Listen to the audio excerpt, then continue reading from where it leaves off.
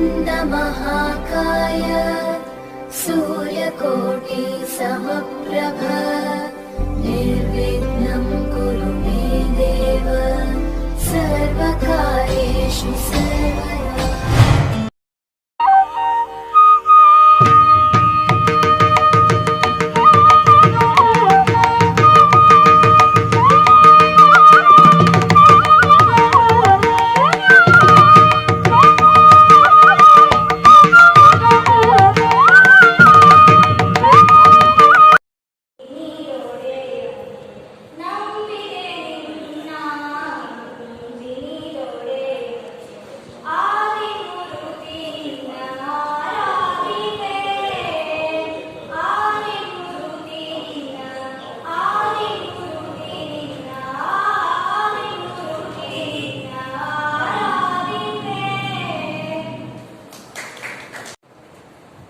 मुख्य प्राणांतर्गत श्री लक्ष्मी व्यंकटेशा तशी यात्रा बशिल्लो मुख्य प्राणा तशी उपाय नाशिल्ले आमी कुलदेव सांतरी कामाची थोडा वंदन करत आयचे दिवसाचे कार्यक्रमाक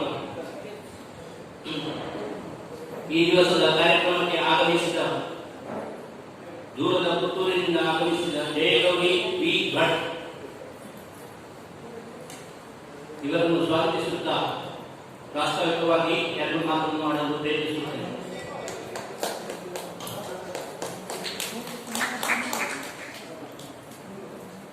ಜಯಗೌರಿ ವಿ ಭಟ್ ಇವರು ಮೂಲತಃ ಪುತ್ತೂರಿನವರು. ಇವರು ಮಾನಸಿಕ ಶಾಸ್ತ್ರವನ್ನು ಓದಿ ನಂತರ ಬೆಂಗಳೂರಿನಲ್ಲಿ ಇದ್ದರು. ಈಗ ಲಾಕ್ಡೌನ್ನಿಂದ ಪುತ್ತೂರಿಗೆ ಬಂದು ಸದ್ಯದಲ್ಲಿ ನೆಲೆಸಿದ್ದಾರೆ. ಅವರು ಮಾನಸಿಕ ತಜ್ಞರಾಗಿ ಕೆಲಸ ಮಾಡ್ತಾ ಇದ್ದಾರೆ. ಅವ್ರದೊಂದು ಎರಡು ಘಟನೆಗಳನ್ನು ನಿಮಗೆ ನಿಮ್ಮ ಗಮನಕ್ಕೆ ತರಲು ಪ್ರಯತ್ನ ಮಾಡ್ತೇನೆ. ಒಂದನೇದಾಗಿ ದಕ್ಷಿಣ ಕನ್ನಡ ಜಿಲ್ಲೆಯಲ್ಲಿ ಇತರೆ ಜಾತಿಯವರಿಗೆ ಒಂದು ಭೂಷಣ ಹೇಳಿದ್ದಾರೆ. ಬ್ರಾಹ್ಮಣ ಹುಡುಗಿಯನ್ನು ಮದುವೆ ಆಗಬೇಕು, ಬ್ರಾಹ್ಮಣ ಹುಡುಗಿಯನ್ನು ಲವ್ ಮಾಡಬೇಕಂತ ತುಂಬಾ ಆಸೆ. ಅಂದ್ರೆ ಇತರೆ ಈಗ ಲವ್ ನಡೆಯುತ್ತೆ ಅದೇ ರೀತಿ ಅಂತ ಒಂದು ಸಂದರ್ಭದಲ್ಲಿ ಒಂದು ಹುಡುಗಿಯನ್ನು ಒಬ್ಬ ಇತರೆ ಜಾತಿಯವ ಲವ್ ಮಾಡಿ ಕೊನೆಗೆ ಕೈ ಕೊಟ್ಟ. ಆ ಸಮಯದಲ್ಲಿ ಆ ಹುಡುಗಿ ಇನ್ನು ನನ್ನ ಜೀವನ ಮುಗಿದು ಅಂದ್ಕೊಂಡು ಆತ್ಮಹತ್ಯೆಗೆ ಪ್ರಯತ್ನ ಮಾಡ್ಕೊಂಡು, ಮೇಡಮ್ ನಾನು ನಿಮ್ಮ ಮುಂದೆ ಇರುವುದಿಲ್ಲ, ನಾನು ಈ ಸಮಯದಲ್ಲಿ ನಾನು ಇರುವುದಿಲ್ಲ, ನನಗೆ ತುಂಬಾ ಮೋಸವಾಗಿದೆ ಎಂದು ಹೇಳ್ಕೊಂಡು ಇವರಿಗೆ ಫೋನ್ ಮಾಡ್ಕೊಂಡು ಸೂಸೈಡ್ ಮಾಡ್ಕೊಳ್ಳಿಕ್ಕೆ ಅವರು ಇಚ್ಛೆ ಪಡೆದರು ಮೆಡಿಸಿನ್ ಪೈಸಾ. ಆ ಸಮಯದಲ್ಲಿ ಇವರು ಕೂಡಲೇ ಕಾರ್ಯತತ್ಪರರಾಗಿ ಪೊಲೀಸ್ ಅಸಿಸ್ಟೆನ್ಸು, ಹೆಲ್ತ್ ಅಸಿಸ್ಟೆನ್ಸು ತಗೊಂಡು ಆ ಹುಡುಗಿಗೆ ಅಂದ್ರೆ ಸತ್ತೋಗಳ ಅಂತ ಪ್ರಸಂಗದಲ್ಲಿ ಅವರ ಜೀವವನ್ನು ಉಳಿಸಿದ ಕೀರ್ತಿ ನಮ್ಮ ಜಯಗೌರಿ ವಿ ಭಟ್ ಅವರದ್ದು. ಇನ್ನೊಂದು ಒಂದು ಬ್ರಾಹ್ಮಣ ಹುಡುಗಿ ಇದೇ ರೀತಿ ಇತರೆ ಜಾತಿಯ ಹುಡುಗನ್ನು ಕೊಲೆಯುವ ಸೆಗೆಯ ಹುಡುಗಿ, ಆ ಹುಡುಗಿಯನ್ನ ಹುಡುಗ ಲವ್ ಮಾಡ್ದ.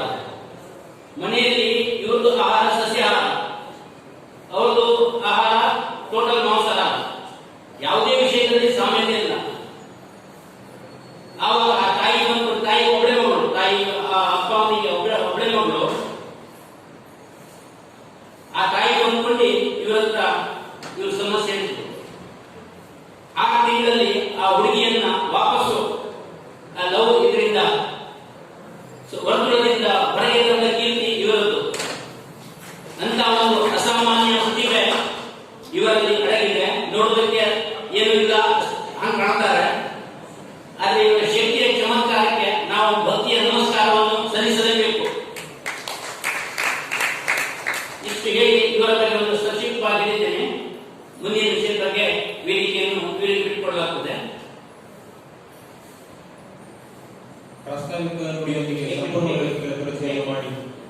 ಆಗಮಿಸಿದ ಎಲ್ಲ ಬಂಧು ಭಗಿನಿಯರಿಗೆ ನಮ್ಮ ಯುವ ಸೇವಾ ವಾಹಿನಿ ವತಿಯಿಂದ, ಜೊತೆಗೆ ವರಮಹಾಲಕ್ಷ್ಮಿ ಸಮಿತಿ ವತಿಯಿಂದ ಹೃತ್ಪೂರ್ವಕ ಸ್ವಾಗತ. ನುಡಿಯೊಂದಿಗೆ ಸಂಪನ್ಮೂಲ ವ್ಯಕ್ತಿಗಳನ್ನು ಪರಿಚಯ ಮಾಡಿ ಸರ್ವರನ್ನು ಸ್ವಾಗತಿಸಿದ ಶ್ರೀ ಮುಕುಂದ ಅವರಿಗೆ ಧನ್ಯವಾದಗಳು. ಸಭಾ ಸಂಪ್ರದಾಯದಂತೆ ಶ್ರೀಮತಿ ಜೈಗೋರಿ ಭಟ್ ಅವರಿಗೆ ಪುಷ್ಪವನ್ನು ನೀಡಲು ಪೂರ್ವಕವಾಗಿ ಸ್ವಾಗತಿಸಬೇಕೆಂದು ವರಮಹಾಲಕ್ಷ್ಮಿ ವ್ರತ ಸಮಿತಿ ಅಧ್ಯಕ್ಷರಾಗಿರುವ ಶ್ರೀಮತಿ ಮಾಲತಿ ಶಂಭಾಗಿ ಅವರಲ್ಲಿ ವಿನಂತಿಸುತ್ತೇನೆ.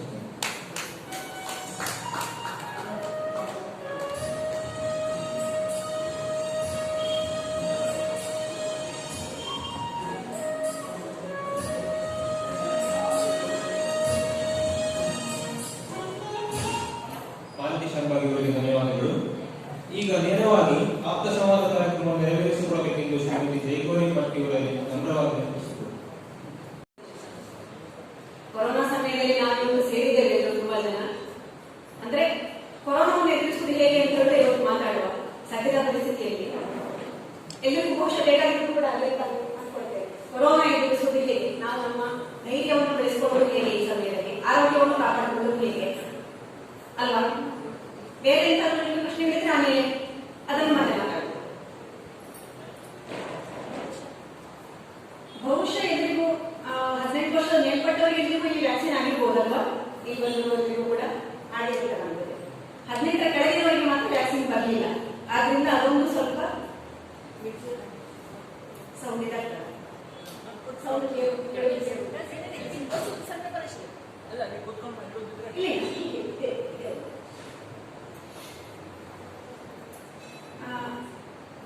ಕೊರೋನಾ ಈ ಮಕ್ಕಳಿಗೆ ನಮ್ಮ ಕಡೆಯಲ್ಲಿ ಪುತ್ತೂರು ಕಡೆಯಲ್ಲಿ ಸುಮಾರು ಜನ ಮಕ್ಕಳಿಗೆ ಬಂದದ್ದು ಕೂಡ ಗೊತ್ತಾಗಿದೆ, ಬಂದಿದೆ. ಕೆಲವರಿಗೆ ಹಾಸ್ಪಿಟಲ್ಗೆ ಸಾಗಬೇಕಾಗಿದೆ, ಕೆಲವರಿಗೆ ಏನೂ ತೊಂದರೆ ಆಗಿಲ್ಲ, ಆರಾಮಾಗಿದ್ದಾರೆ. ಮತ್ತೆ ಶೀತ ಜ್ವರ ಮಾಮೂಲಿ ಆಗಿರುತ್ತೆ, ಹೇಗೆ ಉಂಟು ಹಾಗೆ ಅಷ್ಟೇ ಶೀತ ಜ್ವರ ಒಂದು ವಾಸಿಯಾಗಿದೆ. ಆದ್ರೆ ಕೊರೋನಾ ಪಾಸಿಟಿವ್ ರಿಪೋರ್ಟ್ ಬಂದಿದೆ. ಹಾಗೆ ತುಂಬಾ ಜನಕ್ಕೆ ಆಗ್ತಾ ಉಂಟು. ಬಹುಶಃ ನಮ್ಮ ಬೆಂಗಳೂರು ಬಿಟ್ಟರೆ ದಕ್ಷಿಣ ಕನ್ನಡ ಈಗ ಜಾಸ್ತಿ ಇರುತ್ತೆ. ಇಲ್ಲಿ ಮುಂಟಾದಲ್ಲಿ ತುಂಬಾ ಕಡಿಮೆ ಉಂಟು ಕಂಪ್ಯಾರಿಟಿವ್ಲಿ. ಕಂಪೇರ್ ಮಾಡಿದ್ರೆ ಇಲ್ಲಿಯವರು ತುಂಬಾ ಆರೋಗ್ಯವಂತರಿದ್ದಾರೆ ಅಂತ ಹೇಳಲಿಕ್ಕೆ ಇಲ್ಲ. ಇಲ್ಲಿ ಶಾಲೆ ಕಾಲೇಜು ಕೂಡ ಇಲ್ಲಿ ಆರಾಮಾಗಿ ನಡೀತಾ ಉಂಟು. ಅಲ್ಲಿ ನಮ್ಮ ಕಡೆ ಇನ್ನೂ ಕೂಡ ಶುರುವಾಗಬೇಕಷ್ಟೇ. ಅದರಿಂದ ಇಲ್ಲಿನ ಜನ ಹೆಚ್ಚು ಆರೋಗ್ಯವಂತರು ಅಂತ ಭಾವಿಸ್ತೇನೆ ನಾನು.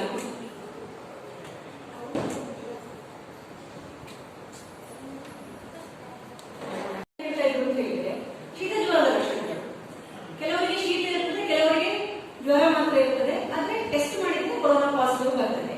ಕೆಲವರಿಗೆ ಕೆಮ್ಮು, ದಮ್ಮು ಇದು ಕೂಡ ಎಲ್ಲ ಇರ್ತದೆ. ಹಾಗೆ ನಾನು ಸ್ಟಡಿ ಮಾಡ್ತಾ ಇದ್ದೆ ಕೊರೋನಾ ಅಂತ ಹೇಳೋದು.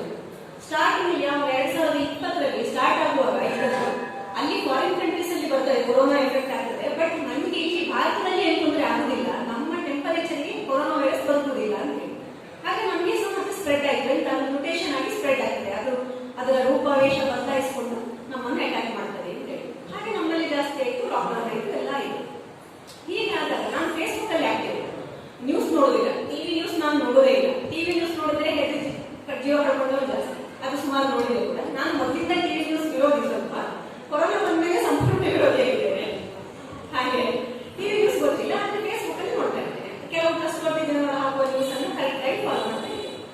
ಹಾಗೆ ಕೊರೋನಾ ಬಂದವರು ಅವರ ಅನುಭವಗಳು ಬರೀತಾ ಇದ್ರು, ಲಕ್ಷಣಗಳು ಇರ್ತಾ ಇತ್ತು, ಅವ್ರು ಎಂತೆಲ್ಲ ಸಫರ್ ಆದ್ರು, ಅವರಿಗೆ ಎಂತ ಕಷ್ಟ ಇತ್ತು, ಅವರಿಗೆ ಬೇರೆ ಆರೋಗ್ಯ ಸಮಸ್ಯೆ ಯಾವುದಿತ್ತು, ಈ ಕೊರೋನಾದಿಂದ ಇನ್ನು ಎಂತ ಹೊಸ ಸಮಸ್ಯೆ ಬಂತು, ಅಥವಾ ಇದರಿಂದ ಈ ಸಮಸ್ಯೆಯನ್ನೇ ಸುಲಭದಲ್ಲಿ ಹೇಗೆ ದಾಟಿ ಬಂದರು. ಈಗ ಒಬ್ಬೊಬ್ಬರು ಒಂದೊಂದು ಥರದ ಅಭಿಪ್ರಾಯ ಬರೀತಿದ್ರು. ತುಂಬಾ ಜನ ಬರೀತಾ ಇದ್ರಲ್ಲಿ ಹೆದರಿಕೆ ತುಂಬಾ ಇತ್ತು. ಲಕ್ಷಣಗಳನ್ನು ನೋಡಿದೆ, ಎಂತ ಮೂಗಲ್ಲಿ ಸುರಿಯುತ್ತದೆ, ಗಂಟಲು ಗುರುಗುರು ಆಗ್ತದೆ, ಕಫ ಬರ್ತದೆ, ಕೆಮ್ಮು ಬರ್ತದೆ, ಗಟ್ಟಿ ಶೀತ ಇರ್ತದೆ, ಎದೆಯಲ್ಲಿ ಶೀತ ಇರ್ತದೆ, ಥ್ರೋಟ್ ಪೇನ್ ಗಂಟಲು ನೋವು ಬರ್ತದೆ, ಸೆಮ ಬರ್ತದೆ, ರುಚಿ ಹೋಗ್ತದೆ, ವಾಸನೆ ಹೋಗ್ತದೆ, ರುಚಿ ವಾಸನೆ ಏನು ಗೊತ್ತಾಗುದಿಲ್ಲ ಅಂದ್ರೆ ಏನು ಗೊತ್ತಾಗುದಿಲ್ಲ.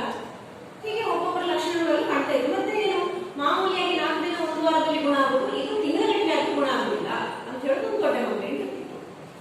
ಅದನ್ನು ನೋಡಿ ನನಗೆ ಅನಿಸಿತ್ತು, ಅಲ್ಲ ನನಗೆ ಪ್ರತಿ ವರ್ಷ ಶೀತ ಆಗ್ತಿತ್ತು, ಆಲ್ಮೋಸ್ಟ್ ಪ್ರತಿ ವರ್ಷ ನನಗೆ ಶೀತ ಆದಾಗ 1 ವಾರ 10 ದಿನ ಅಂದ್ರೆ ಈ ಪರಿಮಳ ಗೊತ್ತಾಗುದು, ವಾಸನೆ ಗೊತ್ತಾಗುದು, ಟೇಸ್ಟ್ ಗೊತ್ತಾಗುದು ಎಲ್ಲ ಹೊರಟೋಗ್ತಿತ್ತು.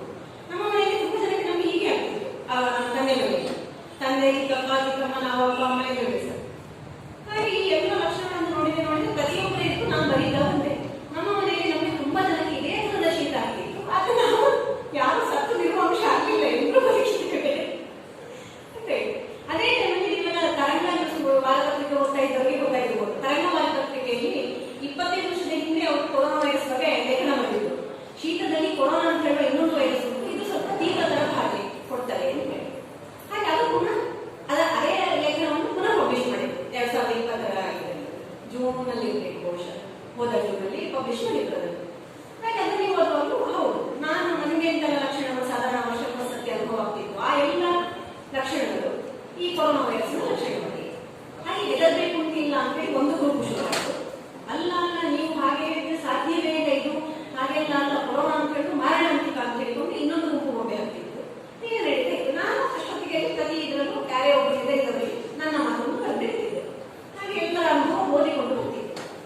ಈಗ ಈ ಹೆದರುವುದರ ಬಗ್ಗೆ, ಹೆದರುವುದರಿಂದ ಎಷ್ಟು ತೊಂದರೆ ಆಗ್ತದೆ ಅಂತ ಹೇಳೋದಕ್ಕೆ ಒಬ್ಬರು ಲಾಯರ್ ಅವರು ಈಚೆ ದಕ್ಷಿಣ ಕನ್ನಡದಲ್ಲಿ ಈ ಕುಮಟಾ ಸೈಡು ಐನೂರು ಕಡೆ ಅವರ ಊರಿಗೆ ಮಾತಾಡ್ತಾನೆ. ಒಳ್ಳೆ ಲಾಯರ್, ಎಜುಕೇಟೆಡ್, ತುಂಬಾ ಕಾಂಟ್ಯಾಕ್ಟ್ ಇರುವಂತವರು, ಡಾಕ್ಟರ್ಸ್ ಆಗಲಿ ಬೇರೆ ಲಾಯರ್ಸ್ ಆಗಲಿ ಎಲ್ಲ ಗೊತ್ತಿರುವಂತವರು. ಅವರಿಗೆ ಶೀತ ಆಗಿರುತ್ತೆ. ತುಂಬಾ ಜನಕ್ಕೆಲ್ಲ ಉಂಟು, ನಾನು ಕೋರ್ಟಿಗೆ ಹೋಗ್ತಾ ಇದ್ದೇನೆ, ಬೇಟೆಗೆ ಹೋಗ್ತಾ ಇದ್ದೇನೆ, ಕೊರೋನಾ ಬಂದಿರ್ಬೋದು ನನಗೆ ಅಂತ ಆಯ್ತು ಅವರಿಗೆ. ಹಾಗೆ ಗಂಡ ಹತ್ರ ಹೇಳಿದ್ರು ಟೆಸ್ಟಿಗೆ ಹೋದ್ರು. ಟೆಸ್ಟಿಗೆ ಹೋಗಿ ಕೋರ್ಟ್ ಬಂತು ಮಾರನೇ ದಿವಸ ಕೊರೋನಾ ಪಾಸಿಟಿವ್ ಅಂತ ಹೇಳಿ. ಅದನ್ನು ನೋಡಿದ್ದೆ ಕೈ ಕಾಲಿಸ್ಬೇಕು, ಓ ನನಗೆ ಕೊರೋನಾ ಬಂದಿದೆ ಆಯ್ತು. ಇನ್ನು ಕತೆ ಮುಗಿತು, ಮಕ್ಕಳು ಚಿಕ್ಕವರಿದ್ದಾರೆ ಇದ್ರು, ಇನ್ನು ಗಂಡ ಮಕ್ಕಳ ಕತೆ ಎಂತ ಕತೆ ಗೊತ್ತಾಗಲಿ ಸರಿ ಎಂತ. ಆವಾಗ ಕೊರೋನಾ ಶುರು ಫಸ್ಟ್ ಅಲ್ಲೇ ಅದರಿಂದ ಅಡ್ಮಿಟ್ ಆಗಿ ಸೀದಾ ಐಸೋಲೇಷನ್ ಹೋಗಿ ಅಡ್ಮಿಟ್ ಆಗಿ ಐಸೋಲೇಷನ್ ಕೂತ್ಕೊಳ್ಳೋದು ಇರುವುದು. ಹೊರಟು ಹೋಗುವ ಅಂತ ಹೇಳಿಕೊಂಡು ಹತ್ಕೊಂಡು ಹೊರಟು ಕೊರೋನಾ ಹಾಸ್ಪಿಟಲ್ ಕೋವಿಡ್ ಕೇರ್ ಸೆಂಟರ್ಗೆ ಹೋದಾಗ ಅಲ್ಲಿ ತುಂಬಾ ಜನ ಇದ್ದಾರೆ ಅಡ್ಮಿಟ್ ಆದವರು, ಯಾವ್ಯಾವ ಪರಿಸ್ಥಿತಿಯಲ್ಲಿದ್ದಾರೆ, ಅವರಿಗೆಲ್ಲ ಬೇರೆ ಬೇರೆ ಕಾಯಿಲೆ ಉಂಟು. ಅಲ್ಲಿ ಅಡ್ಮಿಟ್ ಆಗಿ ಕಷ್ಟಪಡ್ತಾ ಇರುವವರಿಗೆ ಒಬ್ಬರಿಗೆ BP ಉಂಟು, ಒಬ್ಬರಿಗೆ ಶುಗರ್ ಉಂಟು, ಇನ್ನೊಬ್ಬರಿಗೆ ಹಾರ್ಟ್ ಉಂಟು, ಹಾರ್ಟಿನ ಪ್ರಾಬ್ಲಮ್ ಉಂಟು. ಸೊ ಹೀಗೆ ಬೇರೆ ಬೇರೆ ಕಾಯಿಲೆಗಳು ವರ್ಷಾನುಗಟ್ಟಲೆಯಿಂದ ಬಂದು ಕಷ್ಟಪಡ್ತಾ ಇದ್ದವರೆಲ್ಲ ಈಗ ಕೊರೋನಾ ಬಂದು ಅಡ್ಮಿಟ್ ಆಗಿದ್ದಾರೆ. ಅವರಿಗೆ ಉಸಿರಾಡ್ತಾ ಉಂಟು, ಅವರಿಗೆ ಆಕ್ಸಿಜನ್ ಹಾಕಿದ್ದಾರೆ, ಇಂತೆಲ್ಲ ಮಾಡಿದ್ರು. ಇವರಿಗೆ ಅಲ್ಲಿ ಆಗ್ಬೇಕು ಹಾಸ್ಪಿಟಲ್ ಎಂಟರ್ ಆಗುವಾಗಲೇ ಅಲ್ಲಿ ಒಂದು ರಿಸೆಪ್ಷನ್ ಕೌಂಟರಿಗೆ ಹೋಗ್ಬೇಕಾದ್ರೆ ಇವರಿಗೆ ಅವರನ್ನೆಲ್ಲ ನೋಡಿದ್ದೆ. ಇವರಿಗೆ ಪ್ರತಿನಿಧಿ ಇದ್ದವರು ಎತ್ತಿಕೊಳ್ಳಿ ಜನರೇ ಎಲ್ಲ ಪೇಷಂಟ್ ನರ್ಸ್ಗಳು ಬಿಸಿ ಎತ್ಲಿಕ್ಕೆ ಇನ್ನೊಬ್ಬರು ಮುಂಚೆ ಮಕ್ಕಳು ಗಂಡ ಮಕ್ಕಳು ಇವರೇ ಇರ್ಬೇಕು. ಯಾರು ಮಕ್ಕಳು ಕೊರೋನಾ ಹಾಸ್ಪಿಟಲ್ ಮಕ್ಕಳು ತಾಯಿಂದ ಒಳಗೆ ಬಂದಿರಲಿಲ್ಲ, ಗಂಡ ಮಾತ್ರ ಇದ್ರು. ಸರಿ ಮತ್ತೆ ಅಲ್ಲಿ ಇದ್ದವರಿಗೆ ಸೇರ್ಕೊಂಡು ಮುಖಕ್ಕೆ ನೀರು ಹಾಕಿ ಎಬ್ಬಿಸಿ ಗಂಡ ಮತ್ತೆ ಎತ್ತಿಕೊಂಡು ಬಂದ್ರೆ ಎತ್ತಿಕೊಂಡು ಬಂದು ವಾಪಸ್ ಕಾಲಕ್ಕೆ ಉಳಿಸಿದ್ರು. ನೀನು ಆಸ್ಪತ್ರೆಗೆ ಹೋಗೋದು ಬೇಡ ಮನೆಗೆ, ನೀನು ಆಸ್ಪತ್ರೆಗೆ ಹೋದ್ರೆ ಸಾಹಿತ್ಯ ಅಷ್ಟೇ, ಮನೆಯಲ್ಲಿ ಇದ್ದು ತೊಂದರೆ ಇಲ್ಲ, ನಿನ್ನನ್ನು ನಾನೇ ನೋಡ್ಕೊಳ್ತೇನೆ, ನಾನು ಮಕ್ಕಳು ನೋಡ್ಕೊಳ್ತೇವೆ. ನೀನು ಆಸ್ಪತ್ರೆಯಲ್ಲಿ ನೋಡಿ ಹೆದರುವುದು ಬೇಡ, ಅಲ್ಲಿ ಕೂತ್ಕೊಳ್ಳೋದು ಬೇಡ. ನಮ್ಗೆಲ್ಲ ಹಾಕು ಬರೋಣಂತ 4 ಜನ ಸತ್ತರೆ ಸಾಯ್ತು, ನಿನ್ನ ಒಂದರೇ ಸಾಯ್ತು, ನಾನು ಬಿಟ್ಟಿದ್ದಿಲ್ಲ ಆಯ್ತು ಅಂತೇಳಿ ಗಂಡ ರೈಲಿಗೆ ವಾಪಸ್ ಮನೆ ಕರ್ಕೊಂಡು ಬಂದ್ರು ಅವರನ್ನು. ಅಷ್ಟೇ ಮನೆಗೆ ಬಂದು ಸ್ವಲ್ಪ ಹೊತ್ತಿನಲ್ಲಿ ಇವರಿಗೆ ಅಷ್ಟು ಸುಸ್ತಾದದ್ದು, BP ಲೋ ಆದದ್ದು, ಪ್ರಜ್ಞೆ ತಪ್ಪಿದ್ದು ಎಲ್ಲ ಸರಿ ಆಯ್ತು. ಅಲ್ಲಿ ನರ್ಸ್ ಡಾಕ್ಟರ್ ಅವರು ಕೂಡ ಟೆಸ್ಟ್ ಮಾಡಿ ಅದೇ ಹೇಳ್ತಾರೆ ಕುಂಟೆಗೆ ಕರ್ಕೊಂಡೋಗಿ ಬರು ಅಂತ ಹೇಳಿ ಕರ್ಕೊಂಡು ಬಂದು ಮನೆಗೆ ಬಂದು ಅರ್ಧ ಗಂಟೆಗೆ ಪುನಃ ಮಾಮೂಲಿ ಕೊಂಡು ಮಾಡ್ಕೊಂಡು ಬೇರೆ ಇಲ್ಲ ಆರಾಮ ಮತ್ತೆ ಅಷ್ಟೇ. 15 ದಿನ ಐಸೋಲೇಷನ್ ಬೇಕಿತ್ತವಾಗ 15 ದಿನ ಐಸೋಲೇಷನ್ ಆರಾಮಾಗಿ ಮುಗಿಸಿದ್ರು. 3 ನಿಮಿಷ ಅದೇನಿತ್ತು ಮತ್ತೆ ಜಾಸ್ತಿ ಆಗ್ಬೇಕು. ಇಲ್ಲಿ ಅವ್ರಿಗೆ ಆಗೋದ್ರಿಂದ ಕೊರೋನಾ ಪಾಸಿಟಿವ್ ಅಂತ ಹೇಳಿ ಗೊತ್ತಾದದ್ದು. ಅಲ್ಲಿ ಹಾಸ್ಪಿಟಲ್ ನಲ್ಲಿ ಬೇರೆಯವರು ಸಫರ್ ಆಗ್ತಾ ಇರೋರು, ಡ್ರಿಪ್ಸ್ ಹಾಕಿಕೊಂಡವರು, ಆಕ್ಸಿಜನ್ ಹಾಕಿಕೊಂಡವರು, ಇವರನ್ನೆಲ್ಲ ನೋಡಿ ನನ್ನಂತೂ ಇದೇ ಗತಿ ಆಗ್ತದೆ, ನಾನು ಸತ್ರೆ ಮಕ್ಕಳು ಚಿಕ್ಕವರು ಎಂತ ಮಾಡೋದು ಹೇಳೋ ಟೆನ್ಷನ್. ಆ ಟೆನ್ಷನ್ಗೆ ಅವರಿಗೆ ತಲೆ ಸುತ್ತಿ ಪ್ರಜ್ಞೆ ತಪ್ಪಿ ಬಿದ್ದವರು.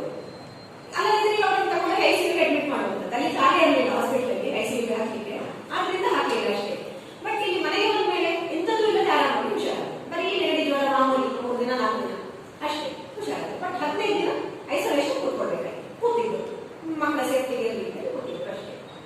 ಹಾಗೆ ನಮ್ಮ ಮನಸ್ಥೈರ್ಯವೇ ನಮ್ಮನ್ನು ಬದುಕಿಸ್ತದೆ ಅಂತ ಹೇಳಿ. ಮನಸ್ಥೈರ್ಯ ಇಲ್ಲದಿದ್ರೆ ಅಲ್ಲಿ ಅವರೇ ಅಷ್ಟು ಗಟ್ಟಿಯಾಗಿದ್ದಂತ ಆ ಲಾಯರ್, ಮನಸ್ಸಿನಲ್ಲೂ ದೇಹದಲ್ಲೂ ಎರಡರಲ್ಲೂ ಗಟ್ಟಿ ಇದ್ದ ಲಾಯರ್ ಅವರು ಅಲ್ಲಿ ಹೋಗಿ ನೋಡಿದ ಕೂಡಲೇ ಪ್ರಜ್ಞೆ ಬಿಟ್ಟಿದ್ರು. ಬಟ್ ಗಂಡ ರೇಖೆ ಹೇಳಿ ಬೈದು ಮನೆಗೆ ಕರ್ಕೊಂಡು ಬಂದ ಮೇಲೆ ಹುಷಾರಾದ್ರು, ಕೂಡಲೇ ಎಂಥದೂ ಇಲ್ಲ. ಹೇಗೆ ಸಾಧ್ಯ ಆಯ್ತು ಹುಷಾರಾಗಲಿಕ್ಕೆ? ಅವರ ಮನಸ್ಸಿಗೆ ಅವರನ್ನು ಹುಷಾರು ಮಾಡಿದ್ರು. ಗಂಡ ಕೊಟ್ಟಲ್ಲಿ ಹೇಗೆ ಅವರು ಮನಸ್ಸಿಗೆ ತಗೊಂಡ ಧೈರ್ಯ ಅದೆರಡು ಬಚಾವ್ ಮಾಡಿದ್ರು ಇಲ್ಲ. ಆದ್ರೆ ಒಂದು ಬರೀ ಮನಸ್ಸಿಗೆ ಒಂದೇ ಸಾಕಾಗುದಿಲ್ಲ, ಮೆಡಿಸಿನ್ ಅಥವಾ ಪಥ್ಯ ಅಂತ ಹೇಳ್ತಾರೆ, ಅದು ಕೆಲವು ಜಾಗ್ರತೆಗಳು ಅದು ಬೇಕೇ ಬೇಕು. ಯಾರಿಗಾದ್ರೂ ನೆಗಡಿ ಆಗಿದೆ ಅಂತ ಹೇಳಿದ್ರೆ ನಾವು ಡಿಸ್ಟೆನ್ಸ್ ಮೇಂಟೈನ್ ಮಾಡೋದು ಖಂಡಿತ ಮಾಡಿಕೊಳ್ಳುವ. ಯಾಕಂದ್ರೆ 1 ವಾರದ್ದು ಸಫರ್ ಆಗೋದು ಬೇಡ, ಸುಮ್ಮನೆ ಸಫರ್ ಆಗ್ಬೇಕಲ್ವಾ, ಸಫರ್ ಆಗೋದು ಬೇಡ ಅಷ್ಟೇ. ಆದ್ರೆ ಆ ಕೊರೋನಾ ನಿಜವಾಗಿ ಮಾರಣಾಂತಿಕ ಅಲ್ಲ ಅಂತ ಹೇಳಿ. ಬೇರೆ ಕಾಯಿಲೆಗಳು ನಮ್ಗೆ ಇದ್ರೆ ಅವಾಗ ಅದು ಮಾರಣಾಂತಿಕ ಆಗಬಹುದು.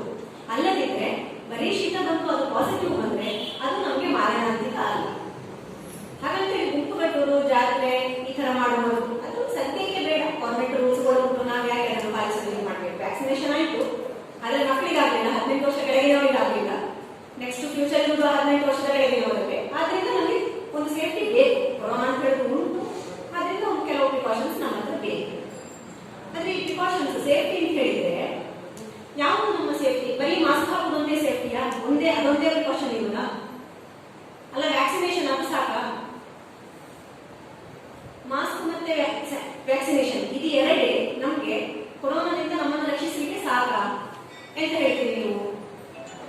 ಸಾಕು. ಬೇಕಾದ ನಿಜವಾಗಿ ಎಂತದ್ದು, ನಮ್ಮ ಇಮ್ಯುನಿಟಿ, ರೋಗ ನಿರೋಧಕ ಶಕ್ತಿಯನ್ನ ಜಾಸ್ತಿ ಮಾಡ್ಕೊಳ್ಳೋದು. ಇಮ್ಯುನಿಟಿ ಜಾಸ್ತಿ ಮಾಡ್ಕೊಳ್ಬೇಕಷ್ಟೇ, ಬೇಕಾದದ್ದು ಅದು. ಇಮ್ಯುನಿಟಿ ಜಾಸ್ತಿ ಮಾಡ್ಲಿಕ್ಕೆ ಎಂತ ಆಗ್ಬೇಕು ಅಂತ ಹೇಳೋದು ವಿಷಯ. ಈಗ ಒಂದು ಕ್ಲೀನಿನೆಸ್, ಈ ಮಾಸ್ಕ್ ಹಾಕೋದು, ಕೈ ಸ್ಯಾನಿಟೈಸ್ ಮಾಡಿಕೊಳ್ಳೋದು, ಇದು ಕೂಡ ಕ್ಲೀನಿನೆಸ್ ಇದೆ. ಬಟ್ ಅದಲ್ಲದೆ ಬೇರೆ ಕ್ಲೀನಿನೆಸ್, ಒಂದು ಸ್ವಲ್ಪ ಬೇಸರದ ಸಂಗತಿ ಇದು ನಮ್ಮ ಹಿಡ್ಕೊಳ್ಳಿಕ್ಕೆ, ಅದು ನಾವು ಕಲ್ತ್ಕೊಳ್ಬೇಕಾದ ವಿಷಯ. ನಮ್ಮಲ್ಲಿ ಕ್ಲೀನಿನೆಸ್ ಸ್ವಲ್ಪ ಕಡಿಮೆ, ಮನೆಗಳಲ್ಲಿ ಕ್ಲೀನ್ ಮಾಡ್ಕೊಳ್ತಾರೆ. ಆದ್ರೆ ಪಬ್ಲಿಕ್ ಪ್ಲೇಸ್ ಅಂತ ಹೇಳಿದಾಗ ಅಲ್ಲಿ ನಂದಲ್ಲ ಎದ್ದು ಹೋಗಿಬಿಡ್ತಾರೆ ಎಷ್ಟೋ ಒಂದು ವಿಷಯದಲ್ಲಿ. ಆ ಜಾಗದಲ್ಲಿ ನಾವು ನೋಡ್ಕೊಳ್ಬೇಕು. ಪಬ್ಲಿಕ್ ಪ್ಲೇಸ್ ಕೂಡ ಅದರ ಕ್ಲೀನಿನೆಸ್ ಕೂಡ ನನ್ನದೇ ಜವಾಬ್ದಾರಿ ಇದ್ರೆ ನಾವು ನೋಡ್ಕೊಳ್ಬೇಕು. ಕಸ ಬಿಸಾಕೋದಿರ್ಬೋದು, ಅಲ್ಲ ನಾವು ಈಗ ಶೀತ ನೆಗಡಿ ಕಫ ಇದ್ದಾಗ ಒಂದು ಲಿಂಬು ಸೈಡ್ಗೆ ತುಪ್ಪ ಅಂತ ಬಿಟ್ಟು ಹೋಗುದು ತುಂಬಾ ಜನಕ್ಕೆ ಅಭ್ಯಾಸ ಹೋಗುದು, ನನಗೂ ಇಲ್ಲ ಅಂತಲ್ಲ. ಆದ್ರೆ ಈಗ ನಾವು ಅಂತದನ್ನೇ ಅವಾಯ್ಡ್ ಮಾಡಬೇಕು. ಅಕಸ್ಮಾತ್ ನಮಗೆ ಕೊರೋನಾ ಪಾಸಿಟಿವ್ ಇದ್ರೆ ಟೆಸ್ಟ್ ಮಾಡಿಸಲಿಲ್ಲ, ವ್ಯಾಕ್ಸಿನೇಷನ್ ತಗೊಂಡಿದ್ದೇವೆ, ಧೈರ್ಯದಲ್ಲಿದ್ದೇವೆ. ಆದ್ರೆ ಬೇರೆ ಒಬ್ರು ಬಂದು ಅಲ್ಲಿ ವ್ಯಕ್ತಿ ಮಾಡಿಕೊಂಡು ಹೋದಾಗ, ಅದೇ ಕಾಲಲ್ಲಿ ಅದೇ ಚಪ್ಪಲಿಯಲ್ಲಿ ನಾವು ಮನೆಗೆ ಹೋದಾಗ, ಚಪ್ಪಲಿ ಬಿಚ್ಚಿ ಮತ್ತೆ ಆ ಜಾಗದಲ್ಲಿ ನಾವು ಬರೀ ಕಾಲಲ್ಲಿ ಓಡಾಡಿ ಪುನಃ ಮನೆಯೊಳಗೆ ಹೋಗುವಾಗ ಆ ವೈರಸ್ ನಮ್ಮ ಮನೆಯೊಳಗೆ ಬರ್ಬೋದು. ಆದ್ರಿಂದ ಹೊರಗಡೆ ಉಳುವಂತದ್ದು ಮಾಡೋದಿಲ್ಲ ಅನ್ನೋ ಇನ್ನೊಂದು ಪ್ರಿಕಾಷನ್ ನಾವು ತಗೊಳ್ಬೇಕಿದ್ರೆ, ಎಲ್ಲಿಯಾದ್ರೂ ಉಳ್ಬೇಕಿದ್ರೆ ಅಲ್ಲಿ ಯಾರು ಹೋಗದಂತ ಮುಟ್ಟದಂತ ಜಾಗ ಆದ್ರೆ ಮಾತ್ರ, ರಸ್ತೆಯಲ್ಲಿ ಸೀದಾ ನಾವು ಉಳಿ ಹೋಗುದು, ಅದು ಒಂದು ನಾವು ಬಿಡಬೇಕು. ಸಾಮಾನ್ಯವಾಗಿ ಕಡಿಮೆ, ಆದ್ರೆ ಉಂಟು ನಮ್ಮ ಮಕ್ಕಳಿಂದ ಸಹ. ಈಗ ಮುಟ್ಟ ತಿಂದು ಹೋಗಿರೋರು, ಎಲೆ ತಿಂದು ಹೋಗಿರೋರು ತುಂಬಾ ಜನ ಇದ್ದಾರೆ. ಅದು ನಮಗೆ ತೊಂದರೆ ಆಗುವಂತ ಒಂದು ವಿಷಯ. ಇನ್ನೊಂದು ಪಬ್ಲಿಕ್ ಪ್ಲೇಸಸ್, ಪಬ್ಲಿಕ್ ಟಾಯ್ಲೆಟ್ ಬಾತ್ರೂಮ್ಗಳಿವೆ, ಅಲ್ಲಿ ನಾವು ಕ್ಲೀನ್ಲಿನೆಸ್ ಮೇಂಟೈನ್ ಮಾಡೋದು.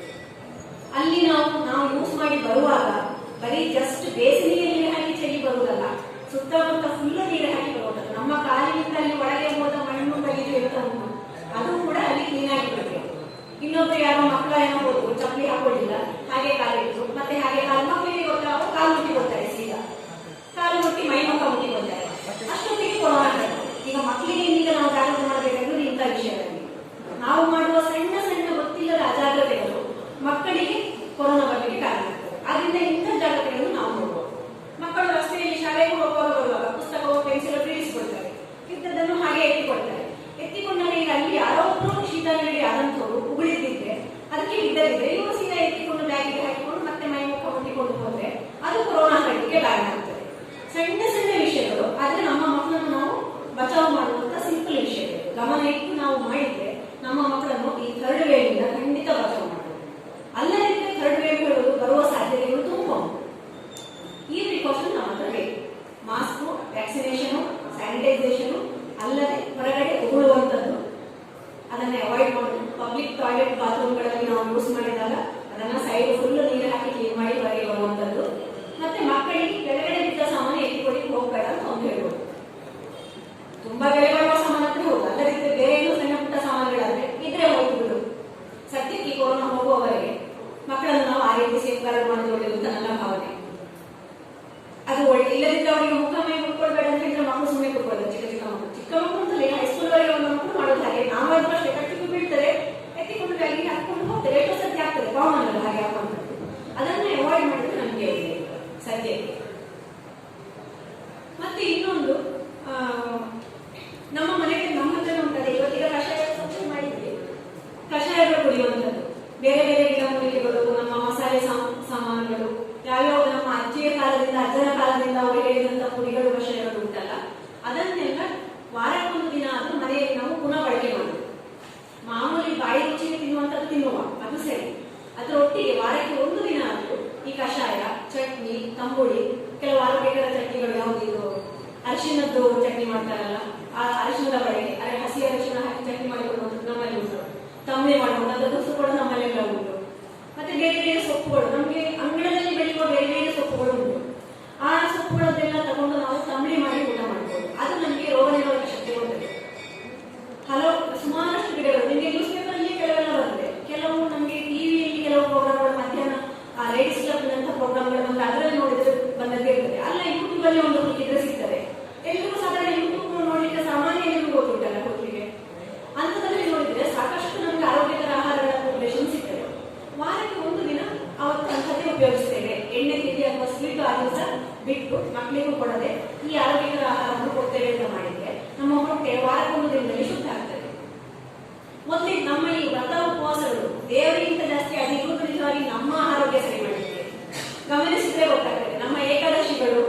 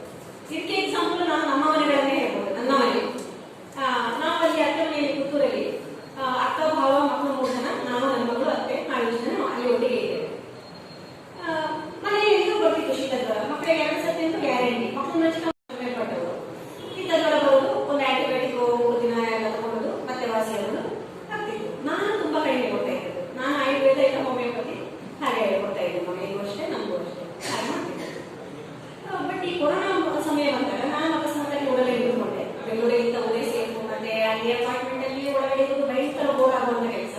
ಇಲ್ಲಿ ಹಳ್ಳಿ ಮನೆಯಲ್ಲಿ ಅದಕ್ಕೆ ಇಬ್ಬರು ಒಳ್ಳೆದಾಗ್ತದೆ. ಹಾಗೆ ಇಲ್ಲೇ ಇದ್ದೇವೆ. ಹಾಗೆ ನಾನು ಶುರು ಮಾಡಿದ್ದಲ್ಲಿ ತವಣೆ ಮಾಡುವುದು. ದಿನ ತೋಟಕ್ಕೆ ಗುಟ್ಟೆಗೆ ಹೋಗಿ ಅಲ್ಲಿ ಆ ಪರ್ಟಿಕ್ಯುಲರ್ ಗಿಡಗಳು ಅದರ ಗುರುತ ಉಂಟು, ಆ ಗಿಡಗಳ ಗುಡಿಗಳು ತಗೊಂಡು ಬಂದು ದಿನ ಒಂದು ತವಣೆ. ಕೊರೋನಾ ಫಸ್ಟ್ ಲಾಕ್ಡೌನ್ ಅಲ್ಲಿ ಉಂಟಲ್ಲ, ಅವಾಗ ಬಿಡದೆ 3 ತಿಂಗಳು ನಾವು ದಿನಾ ತವಣೆ ಮಾಡಿ ಊಟ ಮಾಡಿದ್ದೇವೆ. ಮನೆಯಲ್ಲಿ ಹೋರಾಟ ಇತ್ತು. ನನ್ನ ಭಾವನ ಪುರೋಹಿತರು, ವೈದಿಕ ಪುರೋಹಿತರು. ಮದುವೆ ಉಪನಯನ ಎಲ್ಲ ನಿಂತಿತ್ತು, ಮದುವೆ ಮುಂದೆ ಇರಲಿಲ್ಲ. ಆದ್ರೆ ಈ ಹಿರಿಗುಣವನ್ನು ಕರ್ಮಾಂತರಗಳು ಮಾಡ್ಲಿಕ್ಕೆ ಅಂತ ಹೋಗಲೇಬೇಕಾಗ್ತದಲ್ಲ, ಅದನ್ನು ಮಾಡಿಸಲಿಲ್ಲ ಅಂತ ಹೇಳುದಿಲ್ಲ ಅವ್ರು ಹೋಗಿ ಮಾಡ್ತಿದ್ರು. ಹಾಗೆ ಹೋಗಿ ಬಂದಾಗ ಅಲ್ಲಿ ಅವ್ರು ಎಂತಾಗಿ ತೀರ್ಕೊಂಡಿರ್ತಾರೆ ಹೇಳಿಕ್ಕಾಗುದಿಲ್ಲ. ಕೊರೋನಾ ವೈರಸ್ ಇದ್ದು ಇದ್ದಿರ್ಬೋದು, ಗೊತ್ತಿಲ್ಲ. ಹಾಗಂತೇಳಿ ಇಲ್ಲ ನಾನು ಮಾಡುವ ವೃತ್ತಿಯನ್ನು, ಅದು ಇಂಥ ಒಂದು ವೃತ್ತಿಯನ್ನು ನನಗೆ ಮಾಡಿಕೊಡುವವರು ಯಾರು ಇಲ್ಲ, ಬನ್ನಿ ಅಂತ ಹೇಳಿದಾಗ ನಾನು ಹೋಗದೇ ಇರುವುದಿಲ್ಲ ಅಂತ ನಮ್ಮ ಭಾವನವನ್ನು ಹೋಗ್ತಿದ್ರು. ಹಾಗೆ ಹೋಗಿ ಬಂದಾಗ ನಾವು ಮನೆಯಲ್ಲಿ ಹೋಗಿ ಅವರಿಗೆ ಬರದಿದ್ದು ನನಗೆ ಬರುವ ಸಾಧ್ಯತೆ ಉಂಟು, ಹೇಳಿಲ್ಲ ಅವರಿಗೆ ಕೊರೋನಾ ಏನು ಬರದೇ ಇರ್ಬೋದು, ಬಟ್ ನನಗೆ ಬರ್ಬೋದು. ಆದ್ರೆ ನಮ್ಗೆ ಯಾರಿಗೆ ಎಂತ ತೊಂದರೆ ಆಗಿಲ್ಲ. ಶೀತನಿಗೆ ಬಂದಿದೆ, ಕಷಾಯ ಕುಡಿದೆವು, ಹಾಗೆ ತಗೊಂಡೆವು ಅಷ್ಟೇ. ಅದಷ್ಟೇ ಮಾಡಿ ಆಂಟಿಬಯೋಟಿಕ್ ತಗೊಂಡದೆ, ಡಾಕ್ಟರ್ ಹತ್ರ ಹೋಗದೆ, ಚೆಕಪ್ ಮಾಡಿಸದೆ, ಎಲ್ಲರೂ ಸಹ ನೆಗಡಿ ಜ್ವರ ಬಂದು 2 ದಿನ 3ನೇ ದಿನದಲ್ಲಿ ವಾಸಿಯಾಗಿ ಹುಷಾರಾಗಿ. ಯಾವಾಗ ಫಸ್ಟ್ ವೇವ್ ಇಲ್ಲ, ಆವಾಗಿಲ್ಲ. ಅದೇ ನಮ್ಮ ಆಹಾರ ಪದ್ಧತಿಯಲ್ಲಿ ನಾವು ಮಾಡಿದ ಬದಲಾವಣೆ ಅಂತ ಹೇಳಿದ್ರೆ, ಈ ತಂಬುಳಿ ಊಟ ಮಾಡೋದು, ಬಿಸಿ ಬಿಸಿ ನೀರು ಬೆಳಿಗ್ಗೆ ಖಾಲಿ ಹೊಟ್ಟೆಗೆ, ಮತ್ತೆ ರಾತ್ರಿ ಊಟ ತಿಂಡಿ ಎಲ್ಲ ಆಗಿ ಮಲಗುವ ಮುಂಚೆ ಒಂದು ದೊಡ್ಡ ಲೋಟ ಬಿಸಿ ನೀರು. ನಮ್ಗೆ ಎಷ್ಟು ಬಿಸಿ ಸಾಧ್ಯ, ಸಾಧಾರಣ ಒಂದು ಸಾಮಾನ್ಯ ಬಿಸಿ ಆ ಬಿಸಿ ನೀರು ಕುಡಿಯುವುದು ಕೂಡ ನಮ್ಮ ಹೊಟ್ಟೆಯನ್ನು ಕ್ಲೀನ್ ಮಾಡ್ತದೆ. ರಾತ್ರಿ ಮಲಗುವಾಗ ಲಾಸ್ಟ್ ಆಗಿ ಬೆಳಿಗ್ಗೆ ಎದ್ದ ಕೂಡಲೇ ಫಸ್ಟ್ ಬ್ರಷ್ ಮಾಡೋದು ಕೂಡ ಬೇಡ, ಹಲ್ಲು ಚೂರು ಬೇಡ.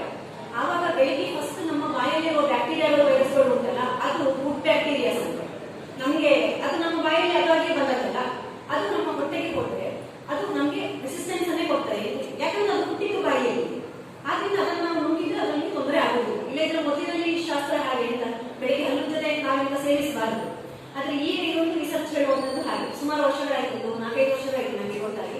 ನಾನು ಅವಾಗಿಂದ ಹಾಗೆ, ನಾನು ಬ್ರಷ್ ಮಾಡುವ ಮುಂಚೆ ಎದ್ದ ಕೂಡಲೇ ತಕ್ಷಣ ನೀರು ಕುಡಿದೆ, ಮತ್ತೆ ಬ್ರಷ್ ಮಾಡಲಿಕ್ಕೆ ಹೋಗುವಂಥದ್ದು. ಬೇರೆ ಕುಡಿಯುವುದಿಲ್ಲ, ಹಾಲು ಟೀ ಕಾಫಿ ಅದೆಲ್ಲ ಬ್ರಷ್ ಮಾಡದೆ ಕುಡಿದಿಲ್ಲ, ಆದ್ರೆ ನೀರು ಕುಡಿದೆ.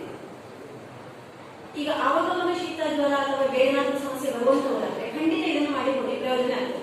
ಒಂದು, ರಾತ್ರಿ ಮಲಗುವ ಮುಂಚೆ ಊಟ ಎಲ್ಲ ಆದ ಮೇಲೆ ಲಾಸ್ಟ್ ಅಲ್ಲಿ ಬಿಸಿ ನೀರು ಕುಡಿಯೋದು 1 ಲೋಟ.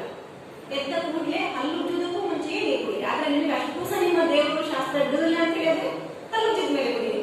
ಅಂತೂ ಟೀ ಕಾಫಿ ಕಷಾಯ ಇದಕ್ಕಿಂತ ಮುಂಚೆ ಫಸ್ಟ್ ಬಿಸಿ ನೀರೇ ಹೋಗ್ಬೇಕು.